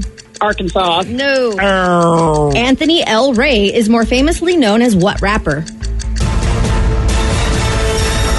R. Kelly. No. Okay, it's Seattle Rock Oh, Day. man. So it would it's be not a good day for me. A Seattle person, probably. They were very niche questions, either Easter or Seattle Rock Day. Yeah, so you figure, guess a Seattle rapper. Maybe she forgets. We're going to try. Chrissy, though, we love you anyway. How about that? I think I know who it is now, but I'm not going to say it. Don't say it. Don't give Steve any help. He doesn't need any help. Are you ready, Steve? Ah, yes. Release the Kraken. Beginning with the letter J, what is the real first name of Jimi Hendrix? James. No. Jamiroquai. No. Okay. Jack. No. You blew it, buddy. Which European country originated the tradition of the Easter Bunny? Which European country? I'm going to go France. No. Nope. Italy. No. No, sir. Germany? Yes. Nice work. What was the debut album for the band Heart? Heart. No. I don't know. I'm not a big Heart fan, so Barracuda Love. No. Barracuda Love, baby. Yeah. The Heart Girls. No. Heart Girls. What marshmallow candy became most popular during Easter? Peeps. Yes. What is the name of Nirvana's first single, which was also a cover? Love Buzz. Yes. What is the Friday before Easter called? Good Friday. Yes. That's today. Yep. What was the original name for the band Pearl Jam? Mookie Blaylock. Yes. What southern state held the largest Easter egg hunt ever in the United States? Mississippi? No. Arkansas? No. Alabama? No. Oh. Anthony L. Ray is more famously known as what rapper? Oh, Sir Mix-a-Lot. Yes. 1, 2, 3, 4, 5, 6 correct. 6-2. Oh, sorry, Chrissy. You dropped a deuce. It's all good, man. I should have known better than to call in on Seattle Rock Day. You know. Call in again. I knew the Sir Mix-a-Lot one as soon as you said, like, as soon as I realized the theme, I'm like, oh, duh. Yeah. It's either him or Macklemore. In the Pearl Jam one, the Pearl Jam question, in BJ's defense, I have never listened to 10 in its entirety either. Whoa, she's gone. She just got gone. Wow, sorry, Chrissy. Just got gone. Call back, Chrissy, anytime you want. The gong in your song, just salt in the wound. I love it. I love it. That's the only thing Steve hates in life is people that haven't listened to 10 in its entirety. Right. It's like, you can't, like, some people are like, I just can't be friends with someone who's not a dog person. I just can't be friends with someone who hasn't listened to Pearl Jam's 10. DJ. Frenemies. Chrissy. I don't think you could be friends with any of our show. Vicky, have you listened to it in its entirety? And it's entirely from start to finish now. Yeah, me What either. is wrong with all of you? No, me either. I am seriously going to lock this door, and we're going to do like some kind of Airheads type thing. I don't know how. Yeah. Because I don't know how to lock this door. Oh, there is a switch. Okay. I don't think it works. Yeah, probably doesn't. And I'm going to make all of you listen to Pearl Jam's I don't know 10. how to tell you this, but you're that guy. I am You're proudly that guy. Yeah, I don't think Superior to all of you? Yes. Yeah, you don't want to be proudly that guy when you're telling people to do stuff they don't want to do. They don't want to do it. You don't know you want it until you get it. Yeah, again, last time I'm we gonna heard give it to you. We hear statements like that, and I think I got to call HR. I'm going to give it to you. Yeah. I'm just going to give it to you. I want to call somebody from a department. What is the Department of Pearl Jam Appreciation Society. You just got to you need to start that club. The PJAS. The PJAS. Oh, okay. Okay, that's not a good name for any society. Well, it is now. I mean, granted that we do use the peach emoji for that. All right, what about Sarah? Sarah's definitely listening to Pearl Jam's 10 in its entirety. She has. What would make you think that? I love the it. hip hop Like queen. she just inhaled a lemon. Yeah. Maybe Joey, if you're lucky. Joe Genie will do it for me. I'll do it, but I haven't done it yet. Oh, nobody but you. You've listened to Kiss's Double Platinum. I have, yes. All right, so this weekend, what do you think? All right, I can throw it on. I can do it. It's only about By the an way, hour. I do not like It's this. like 47 minutes. I don't like this influence you have on my son. What, an influence of turning him on to good music? Well, listen, I'm not going to say that turning him on to Pearl Jam is not a good, but I would. Joey does anything you tell him to, or just like give him the idea. You're but like, Kiss is hey, not. yeah, let's. Kiss is not the band I want him listening to. Double Platinum's a great compilation album of their music. I like to follow greatness, guys. Yes. Double Platinum it is a compilation of their music. Right. It is Seattle Rock Day, and it's the Friday before Easter, so obviously the questions were a mix of both. The real first name of Jimi Hendrix was actually John. It's John. Yeah, Jacob Jingleheimer Schmidt is his full name. Actually, Hendrix. John Allen Hendrix. Oh, look at you, Miss I Middle actually Name. did get that. John Allen. Does anybody know the debut album for the band Heart? God, why don't I know this? And I don't. It kind of sounds like a Mickey Mouse episode from back in the day. Dreamboat Annie. Dreamboat Yes. Annie. That's right, Dreamboat Annie. Because of Steamboat Willie? Yeah, that's kind of what it made me think of. Your clues are like, you know what? You and my wife ought to play charades together. Really? You're complaining about my clues. Have you telling heard you. your clues? Dude, you and my your wife clues are ridiculous. My clues are the best. Meanwhile, you and my wife would win every game you play because you guys think the same. It's amazing. It's like I mean, I'll start playing with your wife then. You need to. I mean, you guys would win everything. Phrasing. What southern state held the largest Easter egg hunt in the United States? The great state of Texas. No. Like I said, Florida. Florida. I was going to say Florida. I'm like, it's not going to be How do Florida. you not go for the two biggest states of the South? What's wrong with you, man? You know, I was going more like just south. I don't know. South. I don't know how to describe it. We understand. Okay, yeah, I mean, but Florida was on my mind. Definitely not Florida. I go Texas whenever it's like the biggest anything because Texas likes to be the biggest everything because, they were the biggest state till, Alaska came along. Mm-hmm. So they like to be, we're the biggest everything. So if you tell me who has the biggest whatever, I'm going to go Texas. And we do have one that nobody got to that I do want to talk. The center of a Cadbury cream egg is what? Oh, it is cream. What is that? What is that? Banana. What's the cream? Oh, I remember this. Okay, you know what? Cream is a winner. You'll have to give it to me because you didn't say, what is exactly in it. It's cream. Custard? Fondant. Oh. Fondant? That's fondant in the center? Mm-hmm. We've talked about this before. Wait. Fondant is a hard thing, isn't it? Yep, but it is fondant. Does fondant go on how does it stay it doesn't get hard? Is it because it's no oxygen?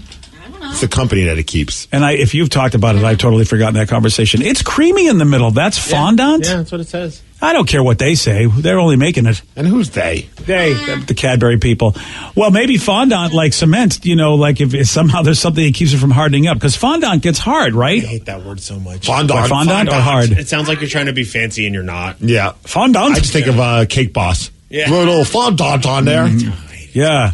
That's right, baby. Hoboken style. Hoboken style. All right. Well, anyway, I'm not going to have this conversation anymore because I want to be happy for the rest of the day. Fair enough. Yeah. Fondant. Yeah, all right.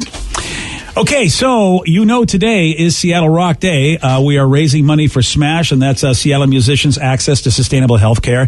And what you can do is you can go to KISW.com and you can donate. Look, musicians give us a lot. What they don't have is a lot of health coverage because they're not 9-to-5ers, and therefore they don't have benefit packages like a lot of us. So SMASH really helps them get affordable to no-cost health care. And if you donate, you're the ones that help make that happen. So go to KISW.com. Plus, we have a great silent auction going on that will benefit that. Absolutely. Snowboards and concert tickets and guitars and travel packages. A lot of cool stuff to help raise money for SMASH. So head over to KISW.com as we celebrate Seattle Rock Day all day long. And the man that took many of the iconic pictures of the bands that you love will be joining us to chat about being around in the 90s when the music scene blew up. And yet he also has firsthand experience working with SMASH. Lance Mercer joins us at 9:17. Here are the Screaming Trees on Seattle Rock Day on The Rock. BJ and Migs, mornings on The Rock, 99.9 KISW. 99.9 KISW, The Rock of Seattle. BJ, today's Seattle Rock Day. We're celebrating the great music history of the Pacific Northwest, and I'm very excited that we're going to chat with the man that took many pictures for many of the great Seattle bands, even toured with Pearl Jam as their photographer. Please welcome to the show, Lance Mercer. Lance, good to have you on, sir. Hey guys, how's it going? Good morning. Good morning, Lance. How's it going? This is a super holiday for us here at The Rock as we celebrate basically the Seattle sound and all the great local music. And we focus on the 90s, but we know that this city has just got a rich history of creating music that affects the whole world, really. Absolutely. I totally agree. And hey, I mean, it wouldn't be much without you guys. I mean, how long have you guys been doing this now? Oh, way too long. Yeah.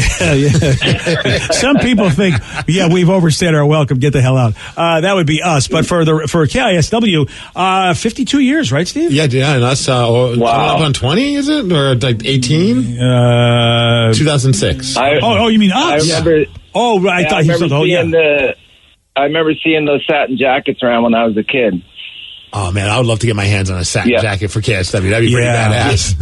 It is really crazy, Lance, as Steve said. Like our show, we've been doing this for 20, but that is just a mere fraction of how long KISW has been providing what it's been providing to Seattle. And Lance, I mean, what a crazy thing for you. Basically just a punk kid, just who knows what you're doing. And all of a sudden you insert yourself into really the greatest moments as you captured some really awesome stuff, and it's like, and you really like who would have thought they could do that? Like I myself would think, hey, would it be cool just to run around and do what I did? But here you are, you had an interest in photography, and somehow you have captured some amazing moments from a time that's considered perhaps one of the best times in Seattle music history. I appreciate that. Thanks a lot, you guys. Yeah, I had no idea. I mean, look, when you're young and you're naive and you're just trying to do the next thing that's in front of you, I mean, I literally had a cheap Kmart Pentax K1000, but I decided that's what I wanted to do when I was like 16. And I remember thinking, well, I'll just shoot these shows. And then Jeff was talking to me, and as Pearl Jam got bigger, they invited me on tour, and I was like, yeah, of course. And I realized quickly that I was going to need bigger cameras, longer lenses, But yeah, it was amazing. It was an amazing time, and I get to relive that frequently just because this is what I still do. I mean, I just realized the other day I've been doing this. I've been self-employed as a photographer since '91, so. Yeah, 31 years. And I get to do what I love. I mean, I never take it for granted, ever. And I'm reminded frequently by just people around and, accolades that I get. And it's very humbling, to say the least. But, yeah, it's amazing. And I love the city. I mean, whatever I can do to help and support and, be involved. I mean, yeah, it's amazing. I love it. And if you want to check out Lance's work, go check out LanceMercerphotography.com. That's LanceMercerphotography.com. You can tweet at him at Lance M Photo. And of course, we're talking to Lance Mercer, who has amazing photographs of Malfunction, Mother Love Bone, Screaming Trees, Soundgarden, Mudhoney, Alice in Chains, and of course, you went and toured with Pearl Jam. I mean, I look at some of the iconic pictures. I'd like, oh yes, I was right. That was from Lance. The iconic picture of Eddie hanging from the rafters at the Drop in the Park show. I mean, hell, even the Pearl Jam 10 cover album artwork. I mean, that picture was done by you. Yeah, it was. Well, thanks, you guys. I mean, I think of it like a band that has to play a hit song. I get to there's a demand for these prints and for these photos, and I'm always working on that stuff, and it's just. But I'm still seeing stuff that I didn't know I had, I get to dig through the archives. Yeah, the archive is pretty substantial. So, yeah, it's awesome. Lance, I got to ask you, because I know that some of my favorite pictures of Mother Love Bone were also taken by you, and it's a band that we talked about them earlier, one of my all-time favorites, a band that my wife and I, we danced to their music at our wedding. Like, it's just a band that means a lot to me. I never got to see Andrew Wood perform live, but obviously seeing some of those great pictures that you contributed and took for the album artwork and just pictures of Andrew as well. Can you share with our audience who, like Lance, Andrew Wood, and just what kind of a special guy that was? Because of all the stuff I hear and read, it just sounds like he was a guy that just brought so much love and great energy to the Seattle music scene. Absolutely. And you're nailing it. He brought love. It was just a really positive time. There was just something, I think everybody had a smile on their face when they watched him. But so here I am taking photos of bands that pretty much are pretending like they don't want to have their photo taken, right? Like hands in the pockets, trying to look cool. And then all of a sudden this beautiful human shows up who is just larger than life. And in a way, he became my muse because he loved having his photo taken, right? And I remember seeing Love Bone play at the Paramount. It might have been one of those Rising Star concerts. And there was a few hundred people there, but at the Paramount, it was just the first few rows. But he was playing for the people in the balcony, right? I mean, it was this like Freddie Mercury, Elton John, just all of that stuff. And for me, as a visual person, it was, I just embraced it as much as I could and wanted to photograph him all the time, And but that was, whoever witnessed it knows what I'm talking about, because nothing like that had really been happening prior, right? Right. So the loss of him was just, it was hard. I mean, it's always interesting to think of like what could have been if he would have stuck around, We've talked about that, Lance. It's like, obviously since a couple of members of Pearl Jam were in Mother Love Bone, and then of course him being the front man that he was. You're right. What could that band have been? Right. I personally just hearing the stories, seeing the pictures, seeing any video. You're right. He was an amazing showman. Absolutely. Boy, those kind of folks have charisma that makes you just want to support them, be around them, buy their stuff, listen to their stuff. So I personally would like to believe that they would have been an amazing success, internationally because of him. And the way that he inspired others. I mean, he inspired a band became Pearl Jam because of the power that he had with and also like Temple of the Dog. I mean, a lot of Chris Cornell's lyrics, like the inspiration that he still left after his passing is still so powerful for this Seattle music scene. Absolutely. Well, and you got to remember, he was.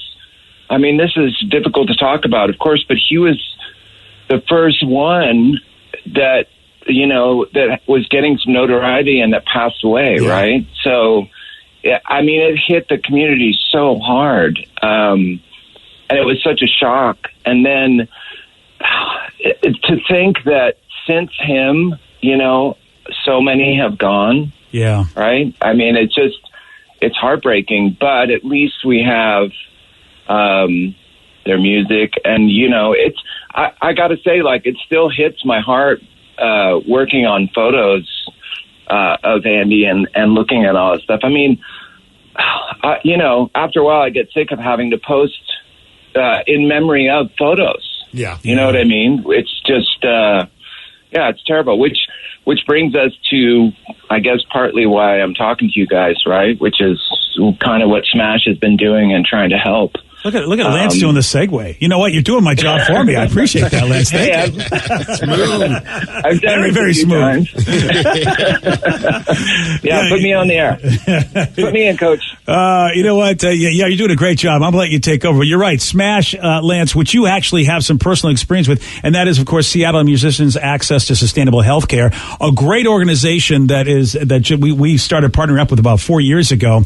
And, nice. Lance, the one thing about this area, we've talked about it with so many musicians, there is a collaborative factor. And the one other great thing about Washington State, and especially here in Western Washington, is the behavioral sciences and mental health community. We've got some amazing people working in that field, University of Washington. And it's no surprise that they have done a deep dive into the world of musicians and people like Andrew Wood, Lane Staley, folks, Chris Cornell, folks that we know it's not just, rock and rollers just, partying and out of their minds and irresponsible, that there is some deep-rooted stuff going on from a mental health perspective that needs to be addressed, that they didn't know back then needed to be addressed. Smash is helping bring a flashlight to that, basically a spotlight to it. And you are right in the middle of it, Lance, because you have worked with Smash for your own life.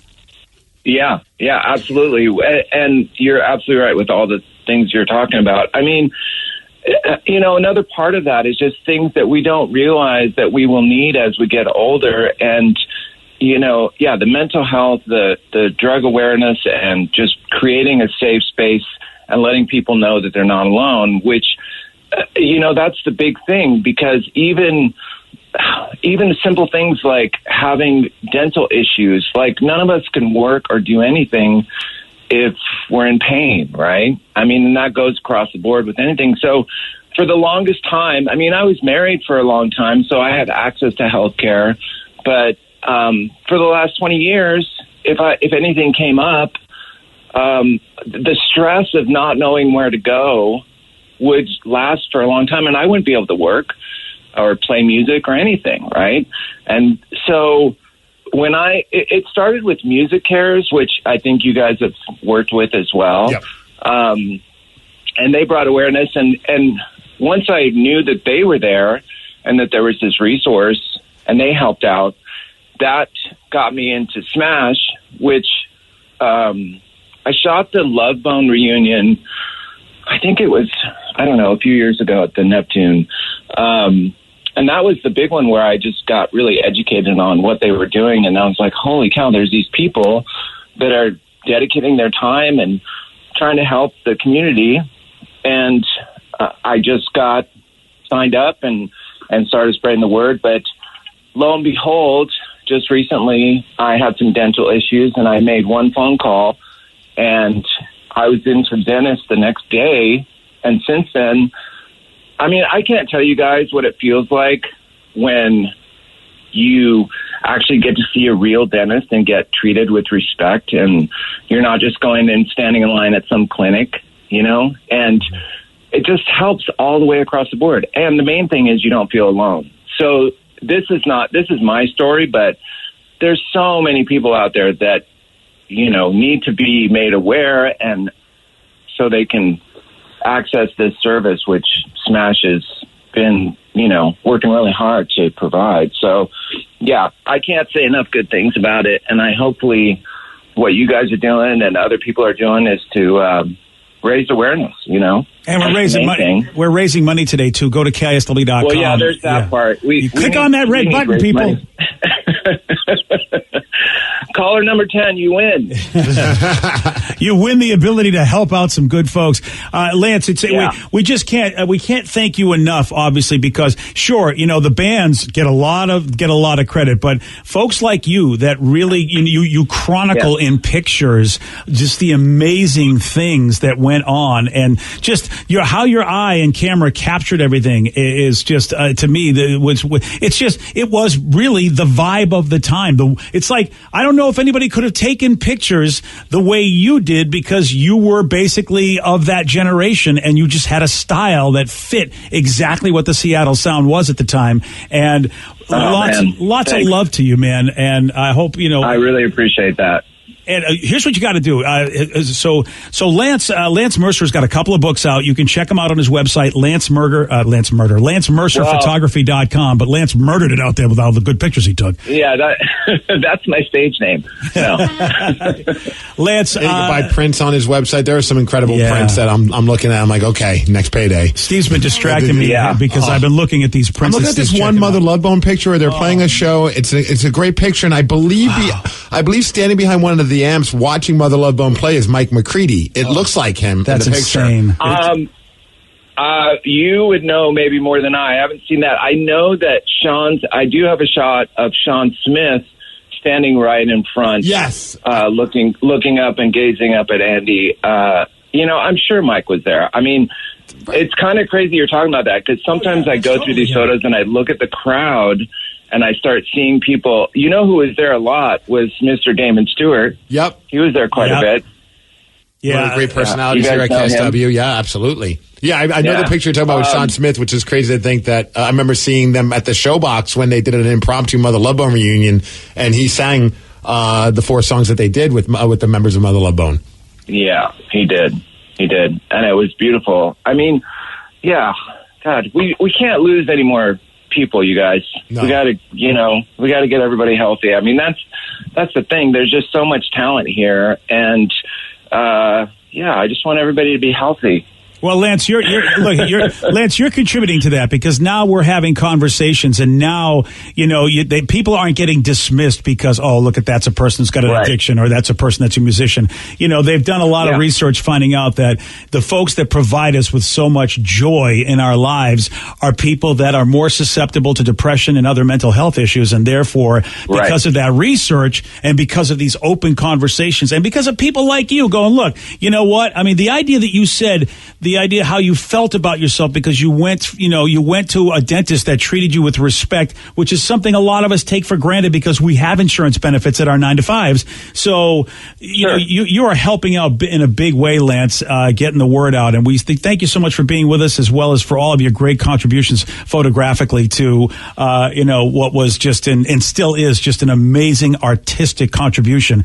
Lance Mercer. Wow. LanceMercerPhotography.com. To write my bio, man. That was really well said. My pleasure, man. My pleasure. Lance, thanks for being with us, man. We do appreciate it. Hey, you guys, thanks for what you're doing today. Really appreciate it, too. Thank you. It is Seattle Rock Day, and time now for a special edition of Listeners on the Loose, Seattle Rock style. If you've got your favorite Seattle Rock memories, whether you want to call us, you want to text us, 206-803-ROCK. That's the number to call. That's the number to text. Share your favorite Seattle music stories with us. And this guy right here, He is going to be joining us tonight at Seattle Rock Night at Madame Lou's. Yeah, A-Rod Jones on Seattle Rock Day on The Rock. BJ and Migs, mornings on The Rock, 99.9 KISW. What you watch depends on what kind of mood you're in. Sometimes you're craving comedies like Friends or South Park, and sometimes you're more into dramas like HBO's Succession and House of the Dragon. There's also cooking shows like Chopped and Beat Bobby Flay, and even movies like The Lord of the Rings and Shazam! Fury of the Gods. Well, Max is the streaming destination that has the best of entertainment for whatever mood you're in anytime. And plans start at as little as $9.99 a month. Max, the one to watch. Subscription required. Visit Max.com. T-Mobile's network can help keep you connected to all your favorite podcasts when you're out and about. Whether you're an early bird looking to dive into a daily news podcast or a night owl who wants to catch up on the latest reality TV drama, T-Mobile will keep you connected on their strong and reliable network. T-Mobile covers more highway miles with 5G than anyone. So if you need great coverage, especially when you're on the go, check out T-Mobile. Find out more at T-Mobile.com/CY. That's SEEWHY. Nobody said adulting would be easy. Between work, family, chores, and activities, life can get real messy real fast. Good thing there's Simple Green All-Purpose Cleaner. Simple Green tackles even the toughest cleanup jobs in every room of your house. Simple Green has been a trusted cleaning brand for nearly 50 years, and it's now available in both lemon and lavender scents. So you get a cleaner that not only works hard, but leaves your home smelling fresh. Even better, Simple Green All-Purpose Cleaner is U.S. EPA Safer Choice certified for use around people, pets, and plants. Stronger, safer, fresher. That's the cleaning experience we all want, right? When life gets messy, Simple Green gets it clean. This stuff literally removes dirt, grease, and stains from any washable surface in your home. Visit simplegreen.com today to view their complete product lineup and discover where to buy in your area. With the largest selection of games under one roof, the best restaurants and sportsbook, it doesn't matter what you do or where you're coming from. What you do is all at Muckleshoot Casino. We're giving away $1,000 cash every 10 minutes, Wednesdays 5 to 7:20 p.m. That's 15 chances to win. Just play with your rewards card and you could be a winner. If you love draft beer and fine food, great news. Market 253 offers over 30 local and domestic beers on tap and authentic regional cuisine made from scratch daily. Coming soon. Muckleshoot Casino is what you do. An easy drive from wherever you are. All roads lead to Muckleshoot Casino. Muckleshoot. Listeners on the Loose brought to you by Whole Foods at 206-803-ROCK. You pick the topic, you guide the show. This time, though, it's got a Seattle sound bend to it since we're at Seattle Rock Day. So what's your favorite stories? Yes. Remember, though, Steve still, it's the same rule, though. Yeah, show some energy and bring it. Otherwise, we're going to have to gong you. We'll also gong you if you don't listen to Pearl Jam's 10 in entirety as well. Goodbye. And say goodbye to you. 206-803-ROCK. That's the number to call. That's the number to text, 206-803-ROCK. Tim in Kirkland, you are on the Rock. What's up, guys? So I just wanted to call because my first concert experience was thanks to KISW. We got free tickets to go see Robert Plant and the Black Crowes. We didn't know who the Black Crowes were. Wow. Manic Nirvana tour, super awesome. We were super stoked. We showed up. I think I was like 17 or 18 years old. Damn. We showed up, looking around, smelling the funny smells. And then the Black Crowes come out, and Chris Robinson, all like 72 pounds of him, he has this big fifth of Jack Daniels, and he goes, "I'm going to drink this entire fifth before we're done." And sure enough, that kid just swallowed that whole thing. In like, I don't know, they played 6 or 7 songs, and by the end it was Stare It Cold. I'll never forget him spinning that mic stand around, just going nuts. I got to see just blew it up. Dude, I remember seeing the Black Crowes on their first tour, and it was just like right before their second album came out, actually, and they were just a Man, there was like a steamroller coming through that crowd. Like, they were so awesome live. That was such a fun band to see live, especially in their early years. 206-803-ROCK. It's listeners on the loose, and we're doing Seattle Rock Day version of that, getting all of your stories, your favorite Seattle rock stories. Let's go to Peter in Seattle. Peter, you're on the Rock. Good morning, guys. Good morning, Peter. Welcome back to the show, buddy. What you got? Hey, so, being a kid growing up in Europe and listening always to awesome, American rock, to be able to come over here and actually experience that firsthand was just mind-blowing. I think my first big concert then was, Seattle band was a Alice in Chains at the Gorge with Velvet Revolver, and I was right there by the stage the whole time. I mean, it was just, the words can't even describe how I felt, being a part of this. And, thanks guys for doing all this hard work and playing all this awesome music that basically I was hooked from the first time I ever listened to KISW. Oh, man. Peter, because Steve, you were the same thing. I mean, granted, you weren't in Europe, which, I mean, how cool is it if you're in another country, you get to go to a place where it was all like the music you love started. Same thing for you coming from New York. Came out here from New York. Honestly, the funny part is because Mudhoney, oddly enough, put out a brand new record today on Seattle Rock Day. I don't think they planned that, but good timing. But that was one of the biggest bonuses, and like part of like why I wanted to move out here was like I get to see Mudhoney on a frequent basis because they didn't tour a lot. They weren't like the type of band like they maybe went on tour with Pearl Jam, but they weren't like Pearl Jam, Nirvana, Alice in Chains where they were hitting the road. And they were one of my favorite bands, and I was like, I just want to go to Seattle, even if I don't live there forever, and I just live there for a few months. There's a very good chance I'll get to see Mudhoney, and I did within like the first few months of me moving out here, and it was just like I made the right choice. At the Showbox, it was amazing. It's something about this area because, man, it's not just music. Obviously, this radio station, I'll pat ourselves on the back just because of the fact. I've said it before.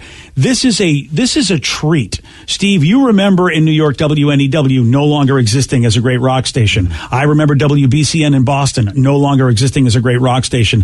The idea that KISW is still here and still relevant is so. It just, to me, is a big nod to this area. It really, really is. There's something about Seattle because Joey Dees and I, when we came out here to do when I came out to do the show and got the job and everything, we were excited to come out here because this was the home of the game that changed the entire game industry, and that was Magic the Gathering, which, again, something amazing created here in Seattle that, we were so happy to be here back when Wizards of the Coast had the game center down in the University District and all the cool stuff. But there's something about this area where, man, it seems like art is just like great things happen here. It really, really does, man. Oh, and you got a place that creates something as great as the Dick's Fries. Okay. Well, I will say Dick's Deluxe. Dick's Deluxe, and the strawberry shake. Yeah, I mean, creativity is just going to come out of you. It just oozes out of you. I got to get, I got to get back and see. I got to try a strawberry shake again. I got to give Dick's shakes. Maybe I had a bad day, or maybe I'm high. I don't know, but I got to check it out. Well, maybe this weekend that should be your goal: is to get a Dick's shakes. Got no problem with that. All right, let's go to Drew in Everett. Drew, that's Is that our goal? We're going to move on. We're going to move Gentlemen. on. What's up, Drew? Yeah, we got to shake it. Hey, what's going on? Yeah. Hey, never forget Tacoma, man. You got to get some seaweed. Let's see. Oh gosh, Girl Sedated Trouble? Souls, but yeah, whichever. And Frisco Freeze. Either way, back to the story. I was a high-rise window cleaner back in the 90s, and I'm pulling down off of Harbor. Anyway, it's a big giant right below the Lusty Lady. Oh, okay, yeah. And yeah, okay, so you know what I'm talking about. Exactly. Lane Staley owned a little floor there, and again, I'm in a boatsman chair. I'm rappelling down, and you go out of the windows, and it's a suite, so you can see in everything. And his windows are open, so I'm knocking on it because he's got to roll them shut. He comes, I don't know who it is. All I see is graphics sitting on the table, if you know what graphics are, anyway. Graphics bongs. Oh, yeah. I'm glad you said it because I did not realize. Yeah, that's the brand. Okay, gotcha. So you see paraphernalia that would make you think that perhaps something herbal is being enjoyed. Absolutely. Okay. And so gentleman comes walking out, and I kind of know his face from seeing him on stage, and in his sweats and bare chested.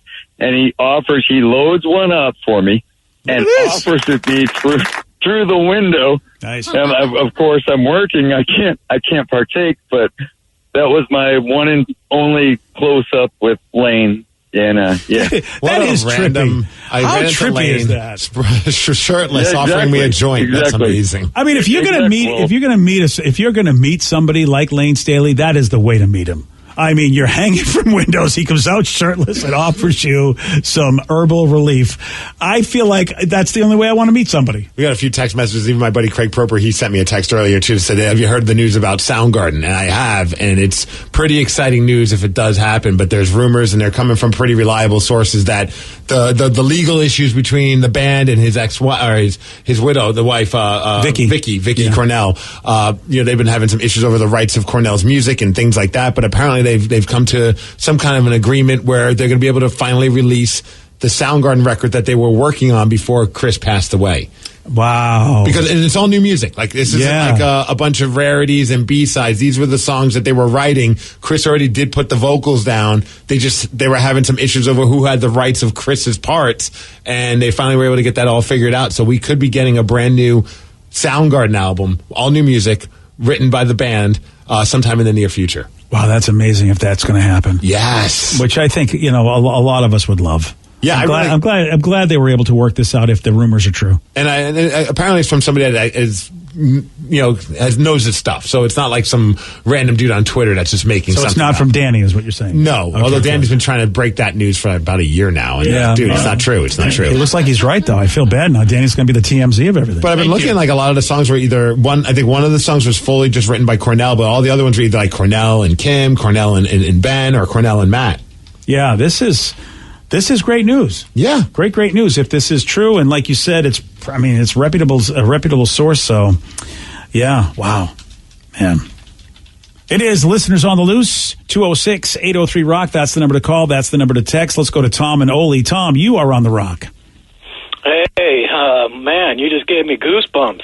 How about that, huh? Pretty good. Wow. That effect on people. That'd be awesome. Right? So I'm calling, my memory is in 1993, I won tickets to go see Pearl Jam, Neil Young, Blind Melon opened up for all of them, went to the Gorge, and at that time, there used to be a big cliff at the Gorge, and at the top of the cliff, they had chain link fence, and there was seating up there, so, the cheap tickets were up at the top of the cliff, and when Pearl Jam started playing, people started going crazy on those chain link fences, and they ended up getting rid of. They dropped the chain link fences, and then people started running down the cliff. And I don't remember how high it was, 20 feet, 40 feet, whatever it was. But all these people started coming down into the main area, and people were coming down. People were breaking legs. There were so many ambulances that showed up to that concert, and I've always wanted to ask any member of Pearl Jam, like, what the craziest thing? What was it like to be on stage and watch all those people coming down and hurting themselves? After that, in '94, they got rid of the cliff and they leveled it all out to what you see nowadays. Damn. Yeah, that's so many things have happened to bands, whether they're aware of it or not, and I don't know how I would be if I was, because you got this show must go on attitude that you're given in life, but boy, when you see something like that, I don't know how I would be mortified and horrified if I realized people were getting hurt at some kind of show I was at. Absolutely. Yeah, that's a tough one, man. And it's, that's horrible. You're at a great location. The Gorge, perhaps one of the, really the best places to see a show. Oh, one of my favorite Pearl Jam shows was there. And then you have all that. Hill, we cried and held each other while it was. Granted, we might not have been sober, but we did cry and hold each other. I feel like they were covering Mother Love Bone, and we were excited about it. I can't blame you either. Yeah. I really can't. It is Seattle Rock Day. All day long, we are celebrating the music of the Pacific Northwest. And here's Nirvana on the Rock. BJ and Migs, mornings on the Rock, 99.9 KISW. And now, the Ryan Castle question of the day. Really not much of a question. We know what we're doing. The answer is Seattle Rock Day. How awesome is Seattle Rock Day? It's one of my favorite days of the year. Every single year. I absolutely love it. Yeah. Yeah, it's great. I wore my Mad Season shirt today. Nice. Featuring Mike McCready. And I think we all agree. I put a picture up on my Twitter at I'm Steve Migs of Mother Love Bone performing at some random small club. And right behind the amp, you can just see this head poking out above it. And it has to be Mike McCready. Yeah, Steve asked me, he's like, does that look like Mike? I'm like, that has got to be Mike. There's a mic stand like cutting his right in the middle of his face. So it's really we can't completely make him out, but we really do think it's Mike. Mike behind the mic. Yeah. Hey, I see what you did there. Yeah, see, that's the kind of great comedy you're going to get all day today. Well, Seattle Rock Day. Thank God you have other things to focus on Seattle Rock Day. You know what? How about donate to Smash and I'll keep my mouth shut. Oh, I'm there. And come hang out with us tonight over at Madame Lou's. We're going to be rocking on the drums, both Ryan and I. Yeah, it's going to be a ton of fun tonight. And Aaron Jones joining the new originals on stage tonight. Worth the price of admission alone. Boy, you can see an actual professional. That guy's career is really tanked. I mean, I know this is going to sell things out, but Mike Hawk might be rapping. What? Mike Hawk is definitely doing a song. Man, that guy's career is really tanked. We got all kinds of little surprises up our sleeves for tonight at Madame Lou's. So come hang out with us. It's a cheap night. It's going to be a good time. Oh, and it's from 6 to 9, so you can be home in bed by 10 o'clock. All of that is just like perfection. Unless you're like me and you're going to go out drinking after the show. Yes. Yeah. All of that is perfection. Me, Miles, Thrill, Gutter. Seattle Rock Day, and of course, we're going to keep it going with Ryan Castle. Yeah. He's next on The Rock. BJ and Migs, mornings on The Rock, 99.9 KISW. Today's podcast was brought to you by Travis Gagne, bankruptcy attorney. He's here right now and has agreed to answer more of your questions about bankruptcy. If I call Travis, will I actually see him or someone who works for him? Absolutely. When you come in to see my office, when you first call in, my staff will try to help you with any basic questions that you have. I can give you a call back, but they'll usually try to schedule you for a free consultation with me, the attorney, and I'll meet with you personally. We'll talk about the basics of your case, and I'll take you through a question and answer session that an interview that usually lasts about 30 minutes. We'll get the basics of your financial situation. I can answer your questions, and we can talk about whether bankruptcy makes sense, your non-bankruptcy options, and how bankruptcy could affect you, what the process is. Thanks, Travis. If you have more questions about bankruptcy, you can reach out to Travis anytime at choosetherightchapter.com. That's choosetherightchapter.com. Thanks for listening. Hello, I don't like you. To be fair, I don't like anyone. I am software.